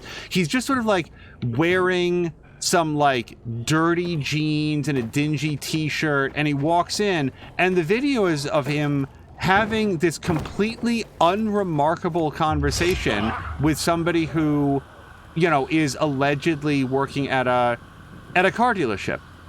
And then he's like, you know, so can I take it for a test drive? It's like, sure. Let me get somebody. And then they went on a test drive. Wow. A+ content there. And I mean, I guess there's something to be said for like, well, you know what? I needed to survive for a minute at a level 4 chase. Maybe this is my opportunity to do that.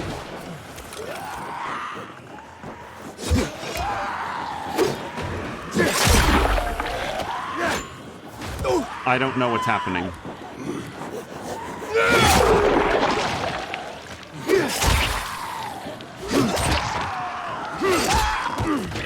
Shit. Oh, the spitter. Oh, you know what else I need? I need throwing knives very much, because spitters are vulnerable to those. So let me replace my coins with... I actually need to make some more throwing knives. Yeah, let's craft 30 of these. But it's like, dude, surely there's better stuff that you can be watching than this. Like, are you entertained by this? By like, quote unquote, homeless man? Like, what actually happened is either this was set up well in advance, or the car dealership, seeing this guy come in with a camera crew, successfully managed to discern that this person was not homeless and went ahead and treated them like they were an active employee, like an active customer. Yeah, great work. Oh, and we're going to need some of these as well. I use these Molotovs, as you can see, very frequently. So, now let's go back over to inventory, and we're going to replace this with throwing knives. And we're going to replace... Oh, actually, we're not going to replace this. I don't need remote C4. I need better Molotovs. Mia was saying it was interesting in Shiv's stream the other night when somebody came in and was excited to find a streamer who was real. Yeah. Moo was just going to bring that up. Mia is saying, you were so awesome at suggesting that other streamers in chat that night. Yeah, Moo, I might have been asleep at that point, but yeah, that's awesome. And then Moo said, like a TV infomercial, if you like Shiv, you'll like these other streamers as well. Okay, let me just... Oh, right.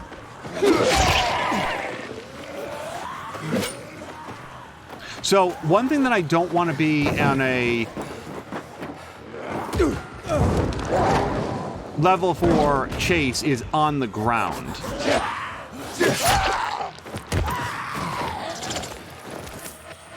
Oh wait, no, I need the chase to keep going. You guys.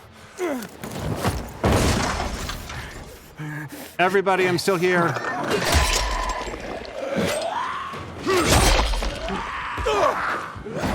Okay, we're at level 2 chase. Shit. Oh, this is going really badly.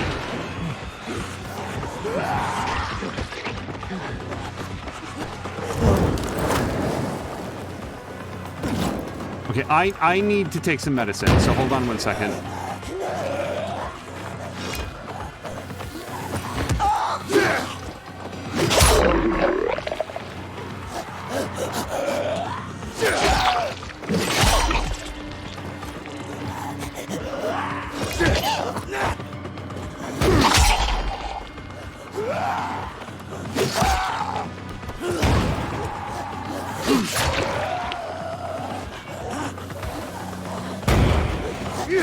Yeah, if these guys keep coming up one at a time, and I can just sort of sustain the chase here, I don't know my odds of surviving, but at least I can reach a level 4 chase.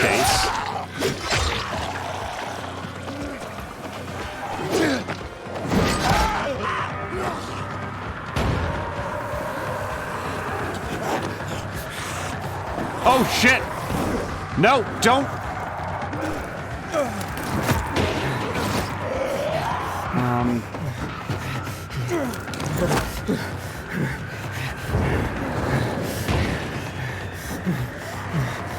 I cannot handle that volatile.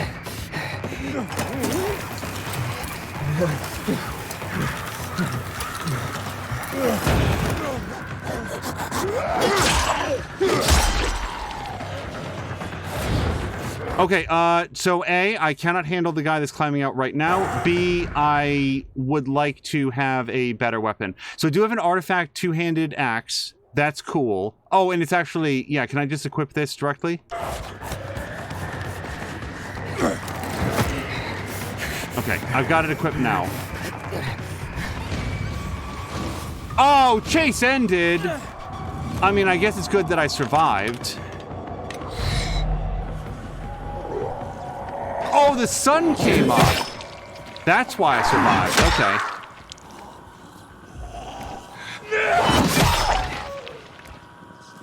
Okay. Okay. And I completely wasted an immunity thing there because I thought that I thought the sun was still down. Oh, I got a raid. Oh, no. Hold on a second. Mia, thank you for letting me know. A lot is happening, you guys. Sorry. We have a Platform Platypus. Thank you so much for the raid. Hello to you. Hello to Harmonious Crow. Hello to everybody raiding over. I hope that you guys have had a wonderful stream. Have we done a shout out?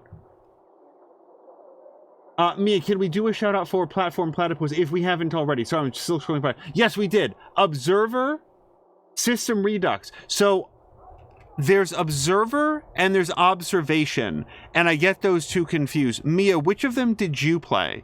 Because the other one is on my list, and I want to say it's Observation. But how are you liking it so far, Platform Platypus? Among other things, in addition to being a very great streamer himself, and as is Harmonious Crow, both of them are also mods for Apnilla247, and I've had the honor of interacting with them a little bit on the excellent moderation job that they do over there. I'm trying to remember if it was Nikolai Saves or Platform Platypus. It was one of you that somebody had gotten banned in app stream, and I guess it hadn't happened recently, but I reached out to say, hey, who was that? Because I'm letting others know, if you behave badly in somebody else's chat such that you wind up getting banned, we'll just ban you here preemptively. We don't wait for people to come by and act badly. And I love the work that goes into moderating Apnilla's stream, as I do Samalander's and Caraluna's and Patikan. So yeah, I tend to bring up as you guys come by, just thanks for the work that you do. And if anything, it's just now occurring, they have shared ban lists on Twitch now. I should send an invite to Crow and Platform Platypus and Apnilla, just to know when people are stepping up. Platform Platypus says, yeah, it was me. Also, Platform Platypus likes... Now, Observer... Hold on. See, now there's two games with extremely similar names. He was playing... Oh, yeah, and Crow's been playing Black Book. Observer, System Redux. So Observer. And of that, Platform Platypus is saying, I like it. Some parts are a little bloated to make the game longer. Is that part of the Redux? Let's add more quote-unquote playtime, even if it's not... Oh, let's do our wall run. That's the first time I've used that correctly. So, we do want to start our engine here. Yeah, when you guys came in, I took a bounty to try to survive 1 minute at a level 4 chase, and regrettably, the sun came up before I could fail by dying.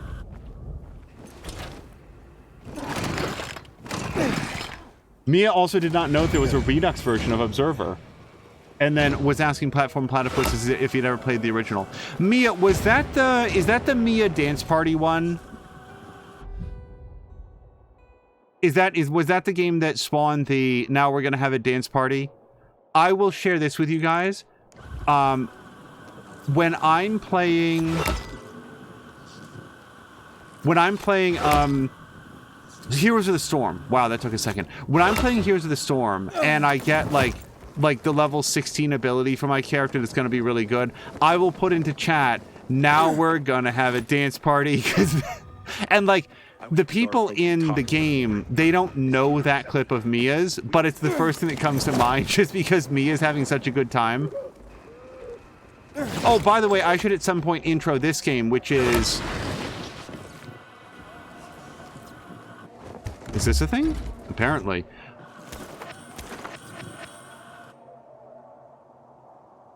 Dying Light 2.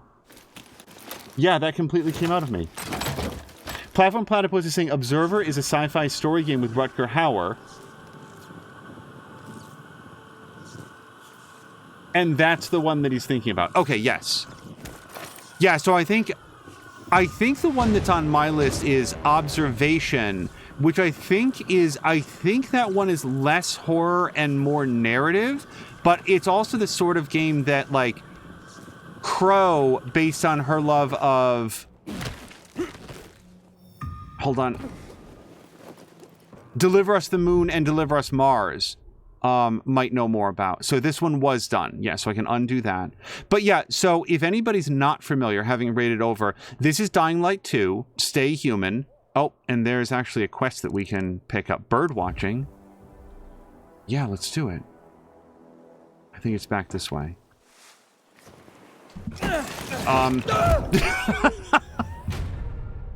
Probably not this specific way. At least I didn't die at night. Let's respawn.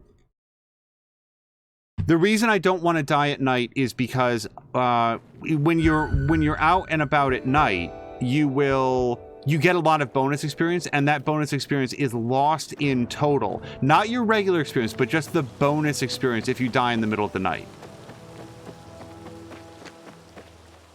Okay. It's cloudy, but not sundown. But as you can see, it is a parkour-heavy, surprisingly story-based, open world, open city, sort of like zombie survival game. It's got crafting, it's got lots of looting, it's got tactics, and it's got falling to your death, as I so often manage to show off. Yeah, I wanted to go do this quest for the bird watching, and that is probably... No, it's going to be past that.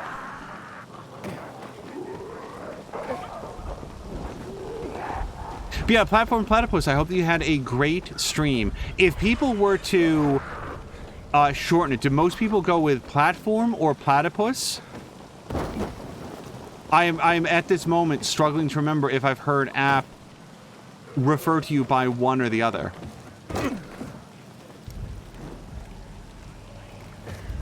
By the way, I don't know if I've said to either of you, but I want it on record. I just want to, like...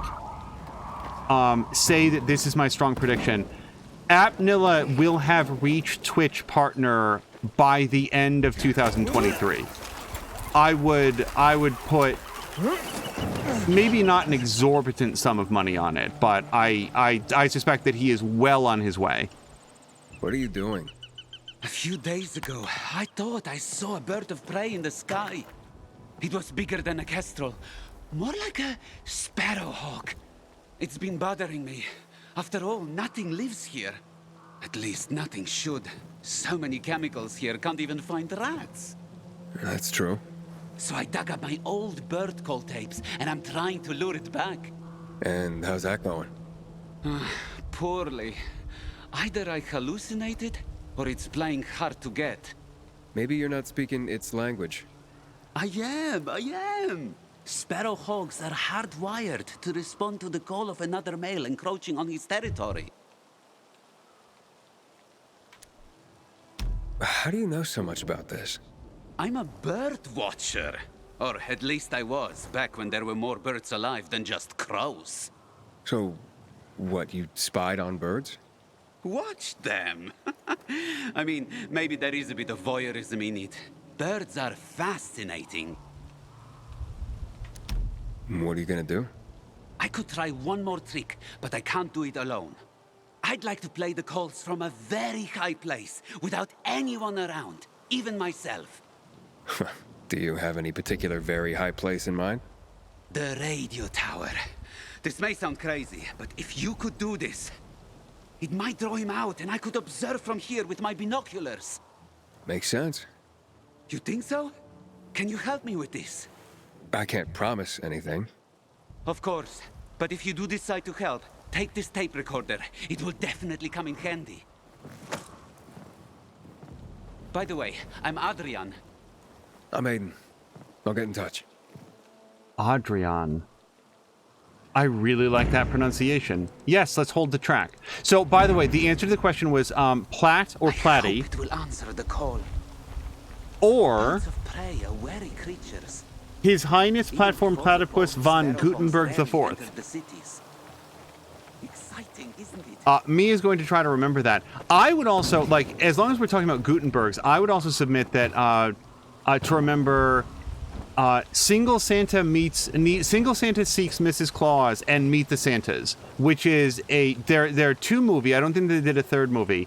A movie duology starring Steve Gutenberg, Armin Shimmerman, and Crystal Bernard. Wow, that took a second. Mostly because of the Gutenberg connection. We want to go this way. So we're going to go set up speakers on the radio tower, or die trying.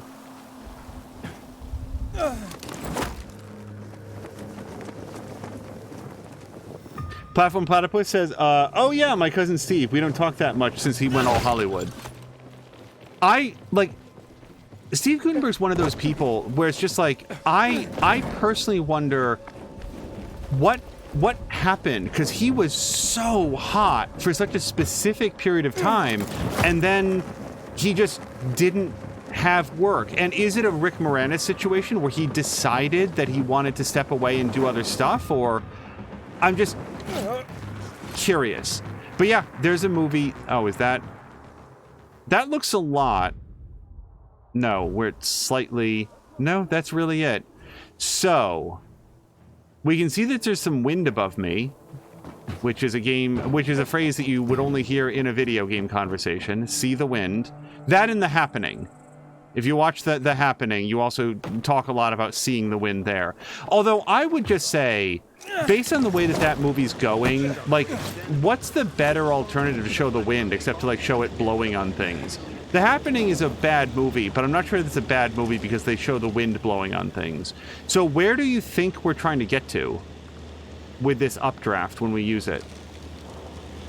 I guess I'll go this way and we'll find out. Yeah, this is not very high.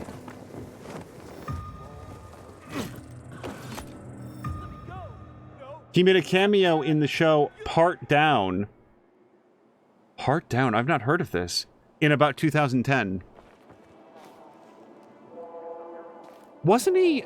I want to say that I just this year saw an interview with him about something that he was going to be in soon. And I'm trying to remember what it was. But yeah, sometimes people go away, like they sort of fall out of the public eye, and it's because they choose to. Like they don't want to do it anymore. I don't feel like this updraft is the key to our success, but let's go around a little bit. We'll see if we can find any other ways up.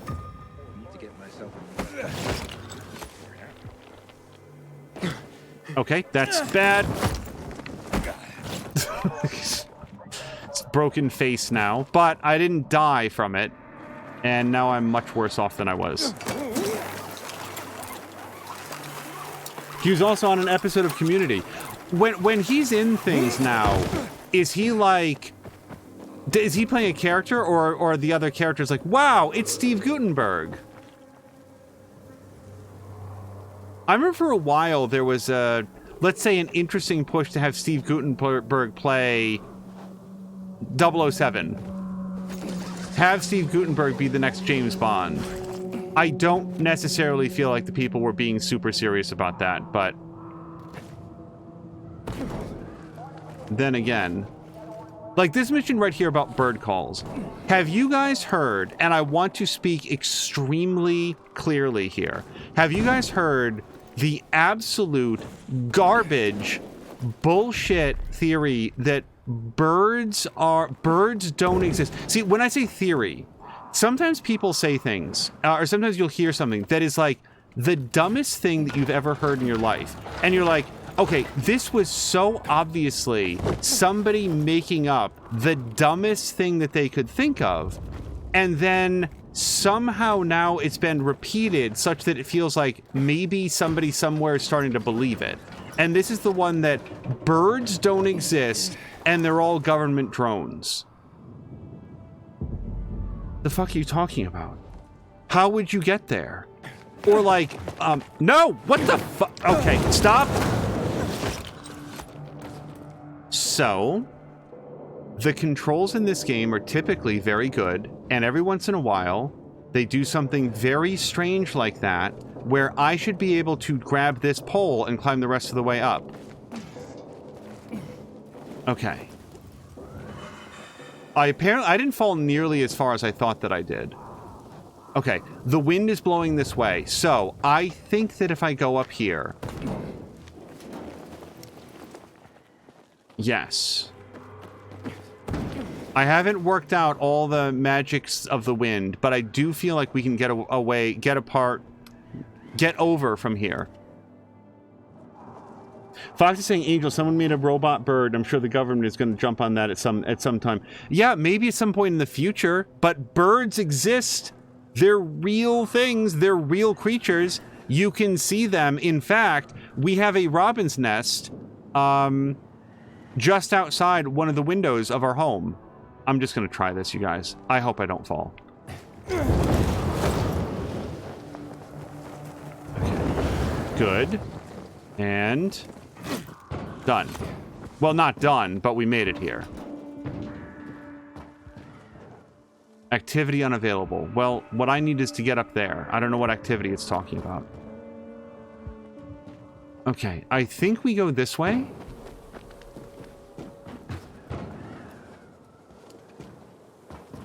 I think we go this way? Oops.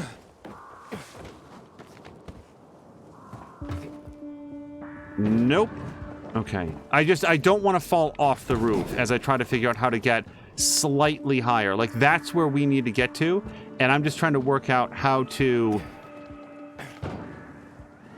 make this last segment of height. I think we can climb this. Yes.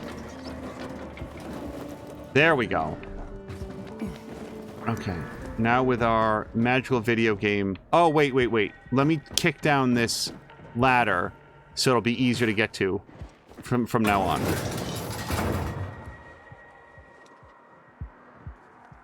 Zar is saying... Oh, and Zar, I'm so sorry. I saw this and then didn't call it out. Zar, thank you so much for the resubscription. Ron is saying the government is hiding UFOs and aliens. Yeah, that's another one. You guys...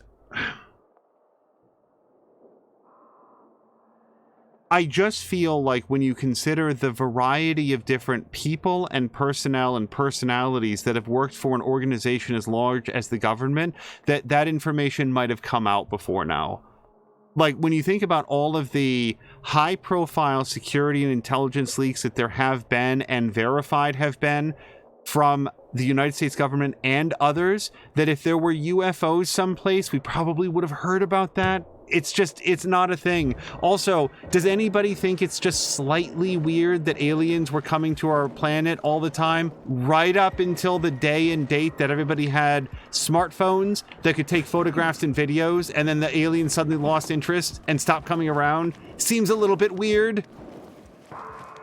And just in case anybody in the world is not picking up on my exceedingly high sarcasm, it's because the world is full of magical and amazing things. UFOs are not currently among them. Maybe someday, but not right now. So I want to go over there. I'm going to try to jump and wingsuit. Okay.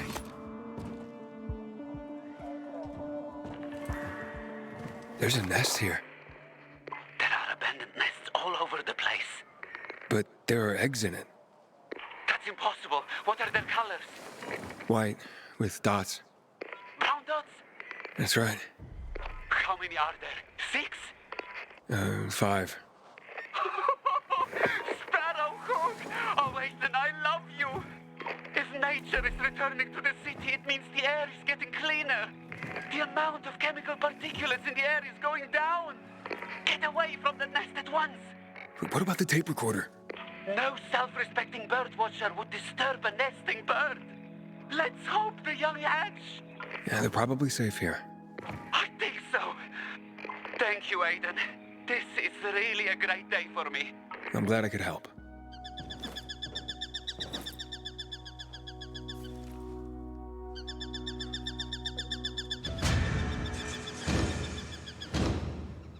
Yeah, let's leave.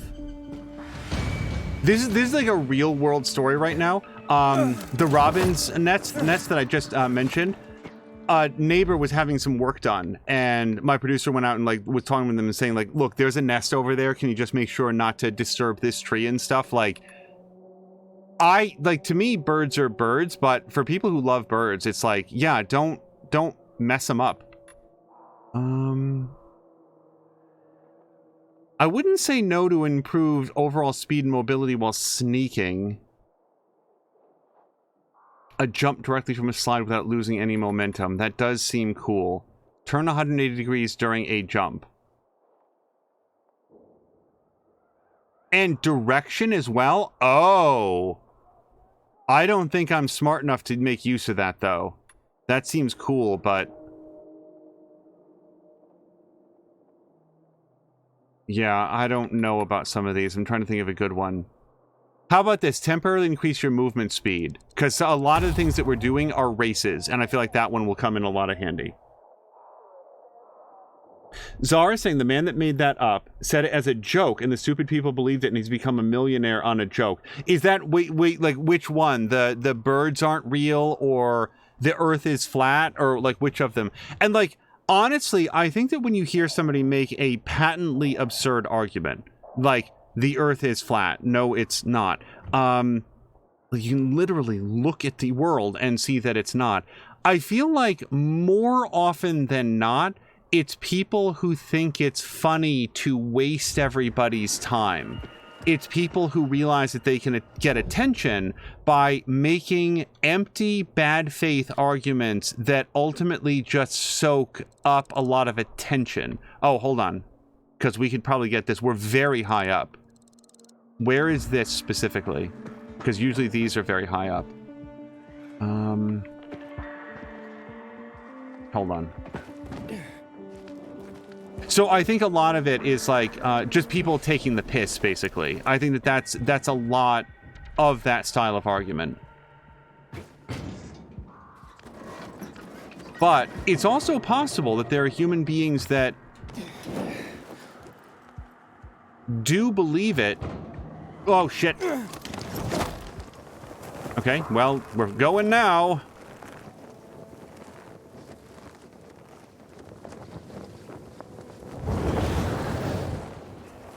Perfect, and drop. Well, I was making that a lot more complicated than it needed to be.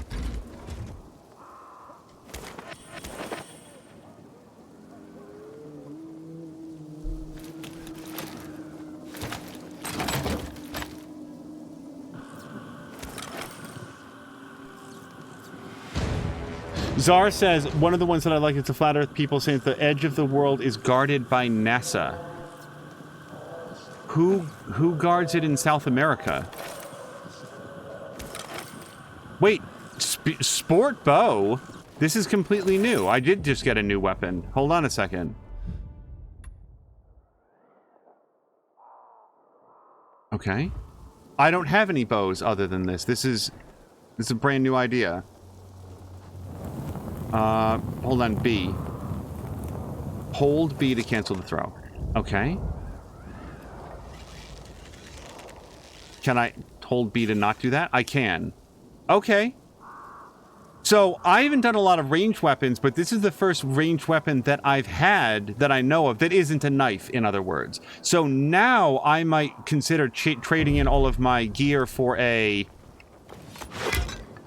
Not all of my gear, but going from a tank to a ranger, because ranger gear is spec'd to increase ranged weaponry. But let's see how the ranged combat feels before I get committed to anything. All right, we're gonna go here.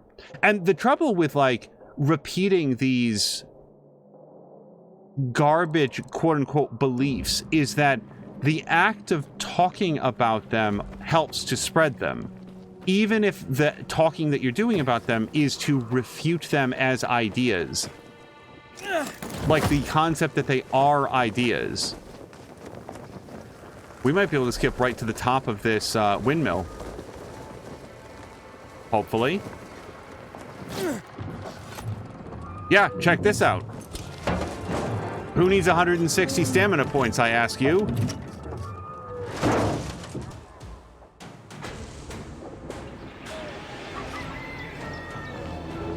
Zara is saying that the entire edge is guarded by NASA and has been for over 500 years. What did NASA stand for? What did the acronym stand for in the year 1650? I'm sure that it's gone by multiple different names at multiple different times.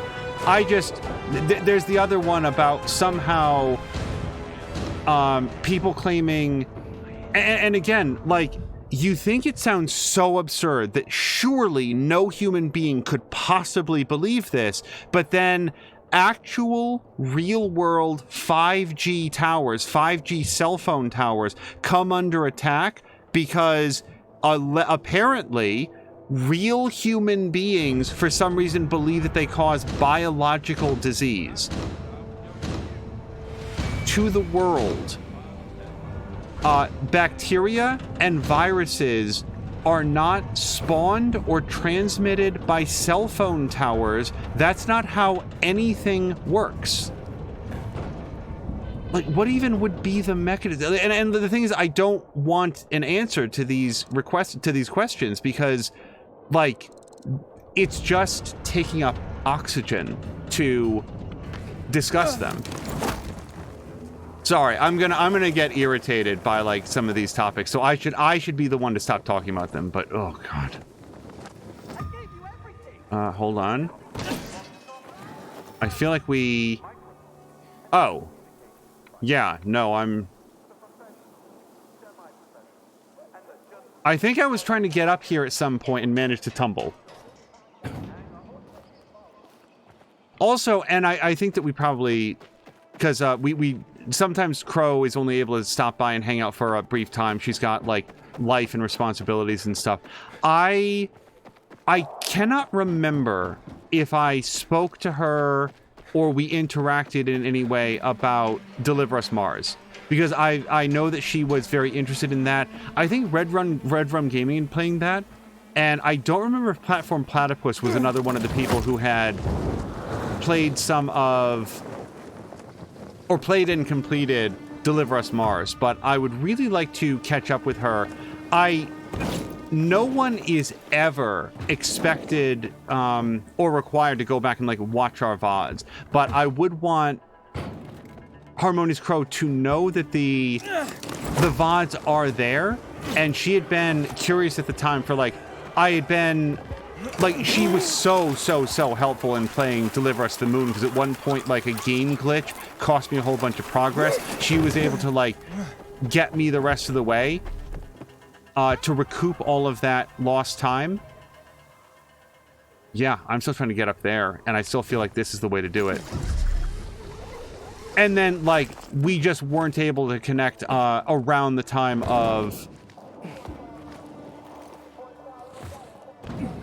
Deliver Us Mars.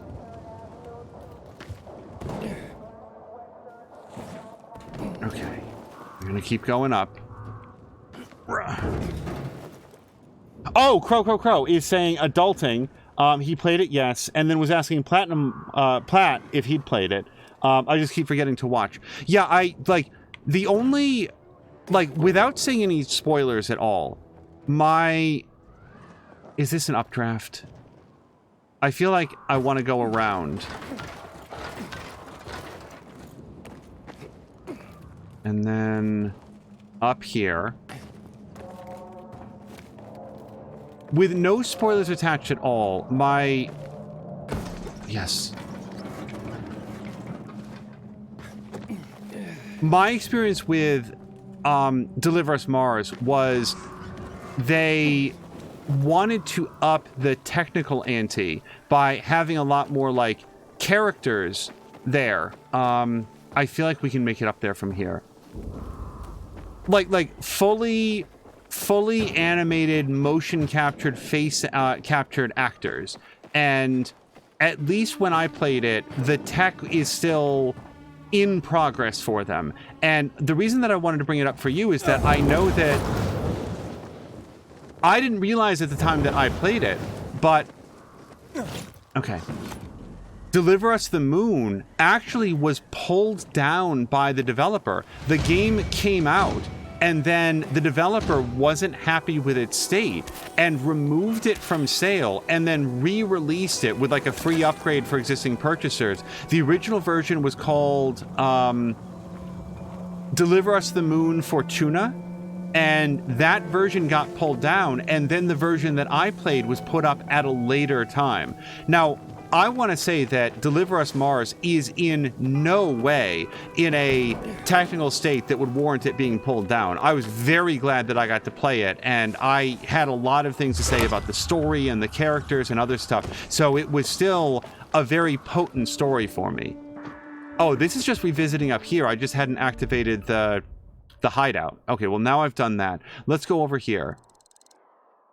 But from a technical standpoint, I found it interesting that it felt like their reach exceeded their grasp a little bit on it.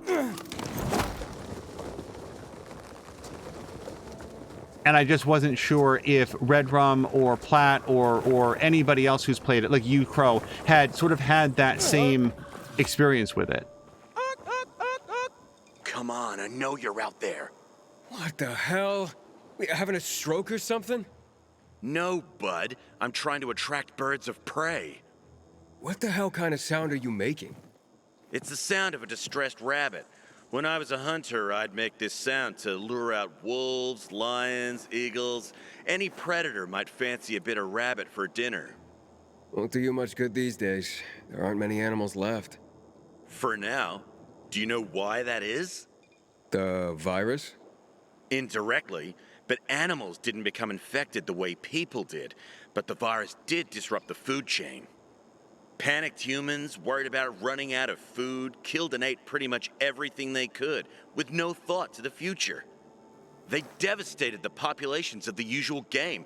Rabbits, chickens, turkeys and such, then mice and rats and parakeets, anything that couldn't escape. Food became scarce for the larger predators like wolves and hawks. Eventually, they starved or left to search for food elsewhere. And thus did the animals disappear, especially in urban areas with high concentrations of voracious humans. Forget about the infected.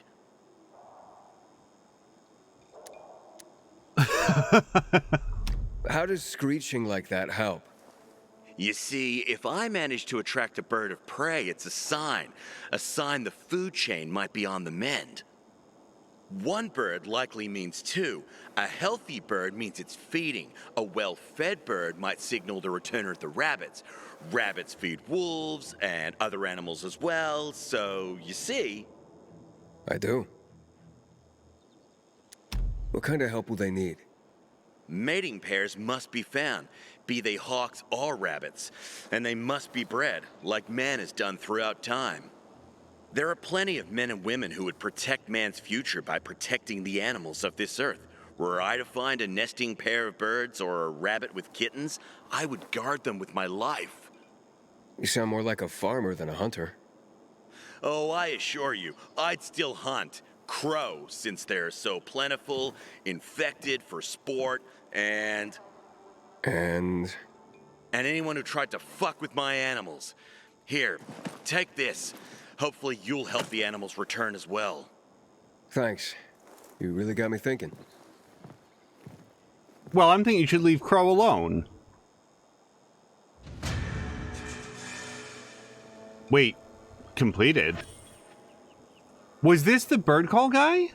I didn't think so. I thought this was a completely new thing.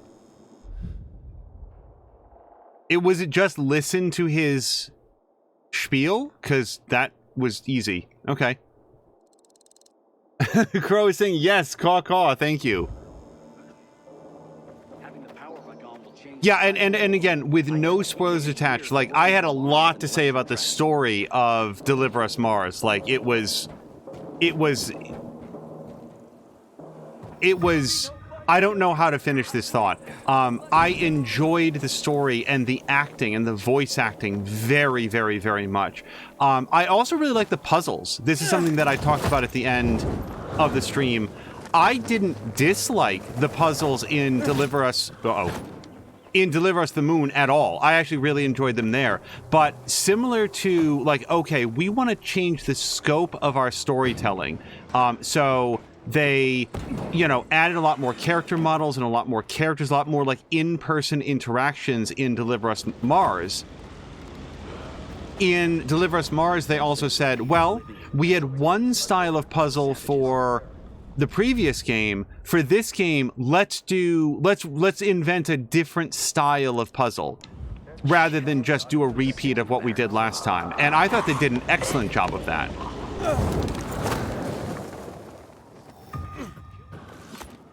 Okay, we're not gonna make it very far there. Oh, I tried to do the double jump and it didn't work.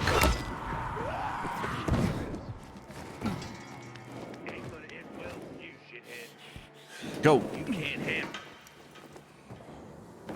Oh, are you a bad guy? I think he is. If I'm wrong, please let me know.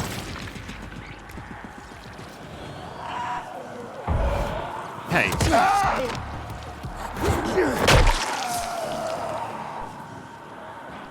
We good? Oh, this has got to be a mural. Is there, do you think that there's a... Oh, yeah, there's a paint kit right there.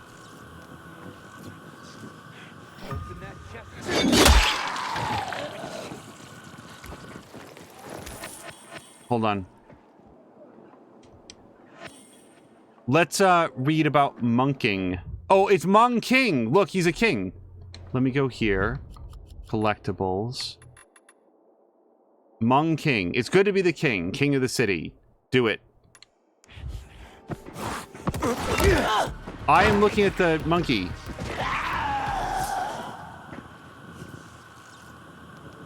I wish I could art. I bet Jelly Buns could paint that. Oh, look, it's signed, too. I wonder if they contracted with, like, a lot of different artists to do the murals. How long is the life of melee weapons in this game? Pretty damn long. Like, and hello to Wild Mike. The melee weapons last a very long time, and longer if you mod them. If we go over to inventory, apparently I cannot mod my sport bow at all. But when we put on the spark and the flame mods, let me see about here. Like the bolted bludgeon right here. I'm not going to do it right now. But if you go in here to mod it, here at the tip, you can put in like a flame tip, and one of the things you'll see dead center there is weapon repair plus 50 durability. And one thing that I found out is that that doesn't repair it 50 points. That adds 50 points of durability. So instead of being 200 points, it'd be 250. At a minimum, it feels like each point of durability is one swing. Like one physical connection. So that's a lot, is what I'm saying. And Wild Mike is saying, I didn't know about that. About, like, the murals, for example? Because, yeah, if you see a mural around in the world, usually nearby there'll be, like, a red crate, like a box. And if you can find it, then you'll add that to your collection, and you can... usually get some sort of description of it. Jody K is asking just the tip. You can also do the shaft. And what were you saying earlier, Dougler, about sometimes it's hard to not make the childish jokes? I have no idea what you mean. Yes, the tip and the shaft, you can upgrade them to make them sturdier and more durable. And we are, of course, talking about weapons in Dying Light 2. So this is fun. There we go.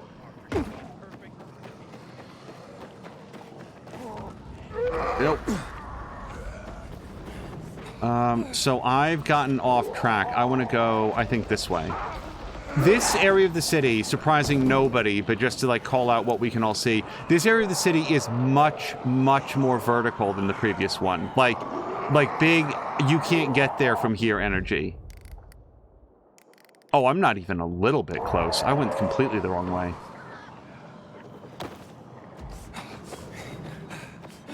Wild Mike is saying I hadn't known about the murals. It's pretty sweet. Yeah, this game is just like... And the thing is, it's not just like, oh, we put a doodle on the wall. Like, it looks like they contracted with artists, and maybe it was somebody on the team, but they added additional artwork that beautifies the city and adds yet another collectible for the people who want it. I think that's awesome. This game is just, there's so much care put into all of it. Okay, I'm still wandering afield.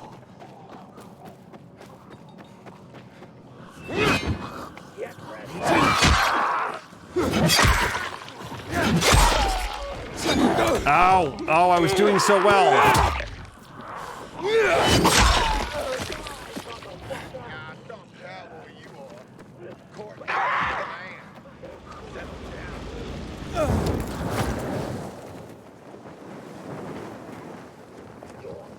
Okay, can I get up here? Yes, I can. Okay, so I want to go down. Of course. Of course this is when I'd want to go down. All right, we'll be back here. Okay.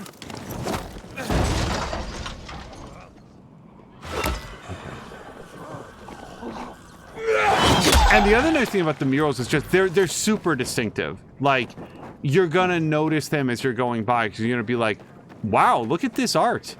Like, look at how bright and colorful it is compared to, like, the graffiti. Oh, is this what it was? Dark Hollow? Yeah, no, we can't do that during the daytime. Let's go see if we can... Let's see if we can get into range of this. I will note that it's 10 p.m. Eastern, and though I am not working tomorrow, there is a limitation on how late I can stay up. What a great weekend this has been.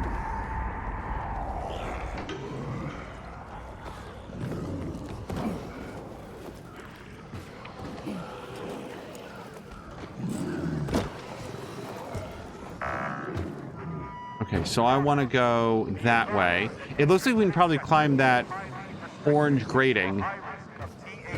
Oh, also, like, Wild Mike, you probably have figured this out. I didn't know that you could climb poles like that until very recently. Zara is asking, can you repair the weapons then? Not that I've found so far. Maybe Wild Mike does know more about this, but once you, like... When you put a mod on, like the thingamabob here. So right now, this started out as like probably 250 durability, and then I added the spark and flame mods, which took it up to 350. I think that was probably an extra 100.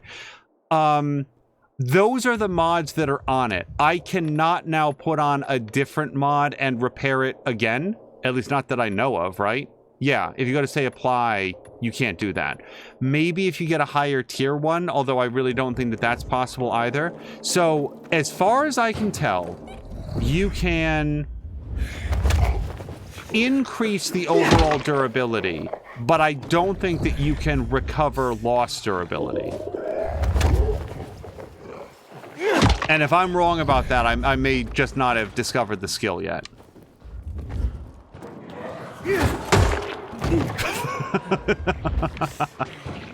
Oh, that shouldn't have entertained me as much as it did. Alright, so how far out? 74 meters is probably on top of one of those buildings. Well, I can't get there from here, so... Wild Mike, I'm curious if you've played any of this co-op. As we've played, I've pointed out on occasion that Mia played the original Dying Light from start to finish entirely in co-op. It's actually the only way that she's really played it outside of the short sections that you have to do single player. And I think that's a really interesting way to engage with the game. I have only played it single player.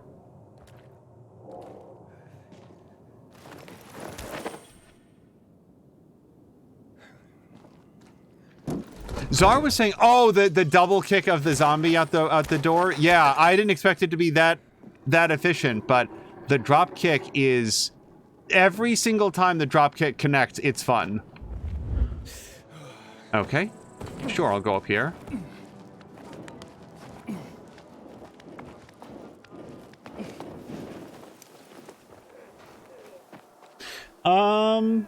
Let's at least grab the quest. What's going on?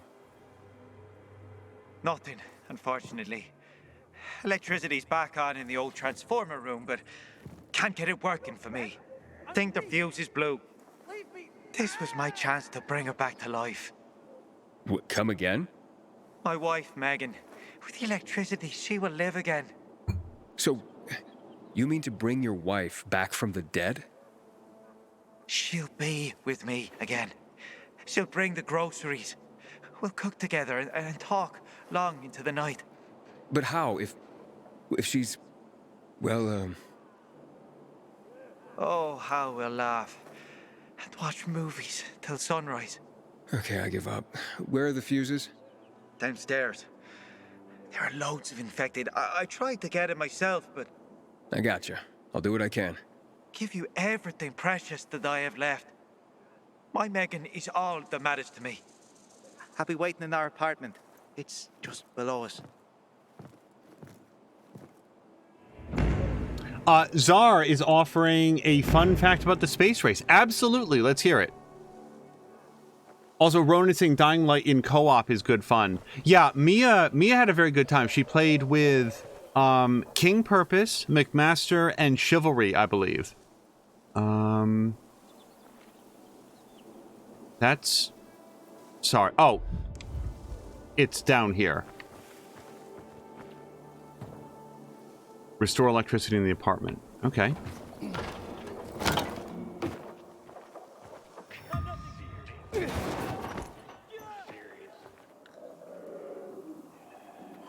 Well, I think I'd like... Oh. Well, hold on. There's a pile of different ideas happening here. Let's see... We want to draw all the zombies out of the tunnel if we can.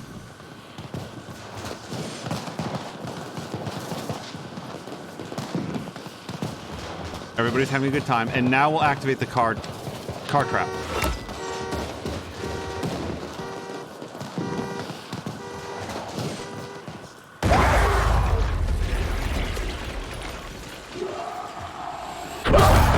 Oh, I didn't mean to jump onto the explosion. I thought there were only a couple dudes left. Now, that might draw a whole bunch more friends, so... Hello? I fixed the fuses. Try it now. Wait a second. She's alive. Come, save yourself. All right. Objective updated. Yeah, I bet it has been.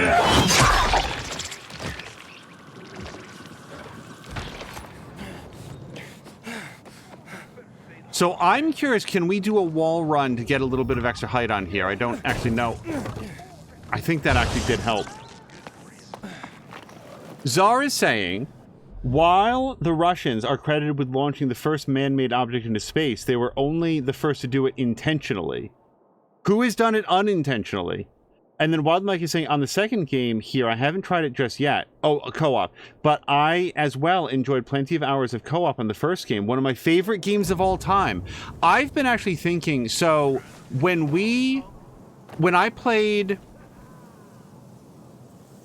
The Evil Within 2, I had a great time with it. I enjoyed The Evil Within 2 a lot and would actually pretty highly recommended to people, regardless of your thoughts on the first Evil Within. And the reason for that is I did not like the first Evil Within very much. I had some... Oh, he's right here. So... At the end of the point is, at the end of the Evil Within 2, played all the way through to the end. At the end, there was a bonus episode where I played, it was like one stream, it was like 3 hours or so of the first Evil Within, just to revisit it, see how do I feel about it now that I finished the sequel and had a great time with it. Now, I really liked Dying Light, but I played it long before starting to stream. So it would be interesting, and no promises, but it would be cool to go back and revisit that first game at the end of this. Maybe do a bonus episode about it. It's an idea. At least. Hello, darling. It's so nice to hear your voice again, Megan. There were no crinkle cut fries, so I bought plain ones. You don't mind, do you? Sure, they can be plain. Why don't we watch something tonight? I'll be home soon. Bye. Is that your wife? Yes, my Megan. My beloved Megan. We're watching a movie together tonight. Can you recommend anything? I think you should let Megan choose. You're right. Thanks for the help. Me and Megan, we're so very grateful. I have some of her jewelry. She hasn't been dressing up much lately. Please, take it. No. I don't need it, and it sure means a lot to you. She does look quite stunning wearing it. Thank you. I'm glad you're together again.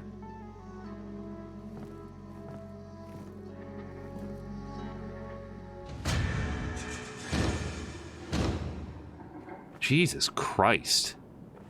So on that note...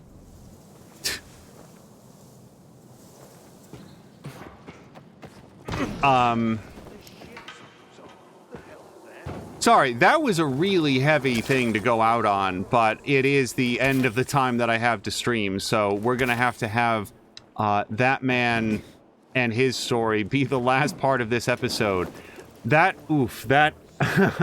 So, let's call it there.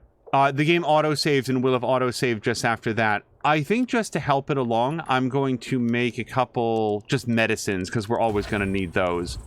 And it will have auto-saved the fact, or yeah, save the fact that we did that. So, just for the record, I think for the next episode, we've uncovered a lot of the city. I may go ahead and check the garlic and sardines challenge, but more than anything, I think that I'm likely to do the next story quest here, because I feel like the story quests are going to be the best vector to A, practice some more with the paraglider, and B, get the ability, get the resources to upgrade the paraglider, and then maybe between those two things be able to do some of the things that I'm having difficulty with right now, like the parkour challenges and the races. So, let's exit out here.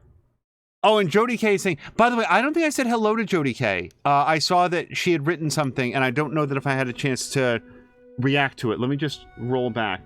Czar is saying, during the Cold War, when the US was testing nukes, it decided that underground was safest, so they dug this giant hole that they said, let's just seal it with this metal plate weighing like 20 to 30 tons. They detonated the first nuke and basically yeeted this plate into the air at Mach Jesus, and it was never seen again. Did they think it actually reached escape velocity? And Hickey is saying thank you and have a great night. Hold on, because Jody K had said something earlier, and I feel bad. Oh, it was Jody K who said just the tip. Oh, wait, there was something about Ghostbusters here. Ghostbusters or dump her ass. Oh, that was the... That's just... I don't want to dwell on that man's story. I'm gonna move on from that guy. None of us knew the tale when he first approached. So yeah, the way that ended was. It's interesting to me that this game moves so freely and so naturally between sort of like zany, silly stuff like, oh, we've got to like deliver sugar to all the bees, which isn't that silly, by the way, but it doesn't feel like the stakes are all that high. And then you'll just have the tale like we just encountered, which is just like, Jesus Christ, dude. Like, anyway, let's go find somebody fun to raid, and we will see you guys as early as tomorrow. Yeah, I would expect to be back tomorrow. Tomorrow is Monday. We normally stream on Mondays, but we might even have an opportunity to do something earlier in the day. And one way or the other, we will also see you for the next episode of Kyber Shards. Sad news is that Drienne does not have their laptop back, so unfortunately their opposite choices playthrough of The Walking Dead cannot continue. I am angry on their behalf. I really want that to get fixed because that's a huge bummer. But anyway, let's go find somebody fun to raid. And until next time, you guys, thank you so much. And I hope you have a great night.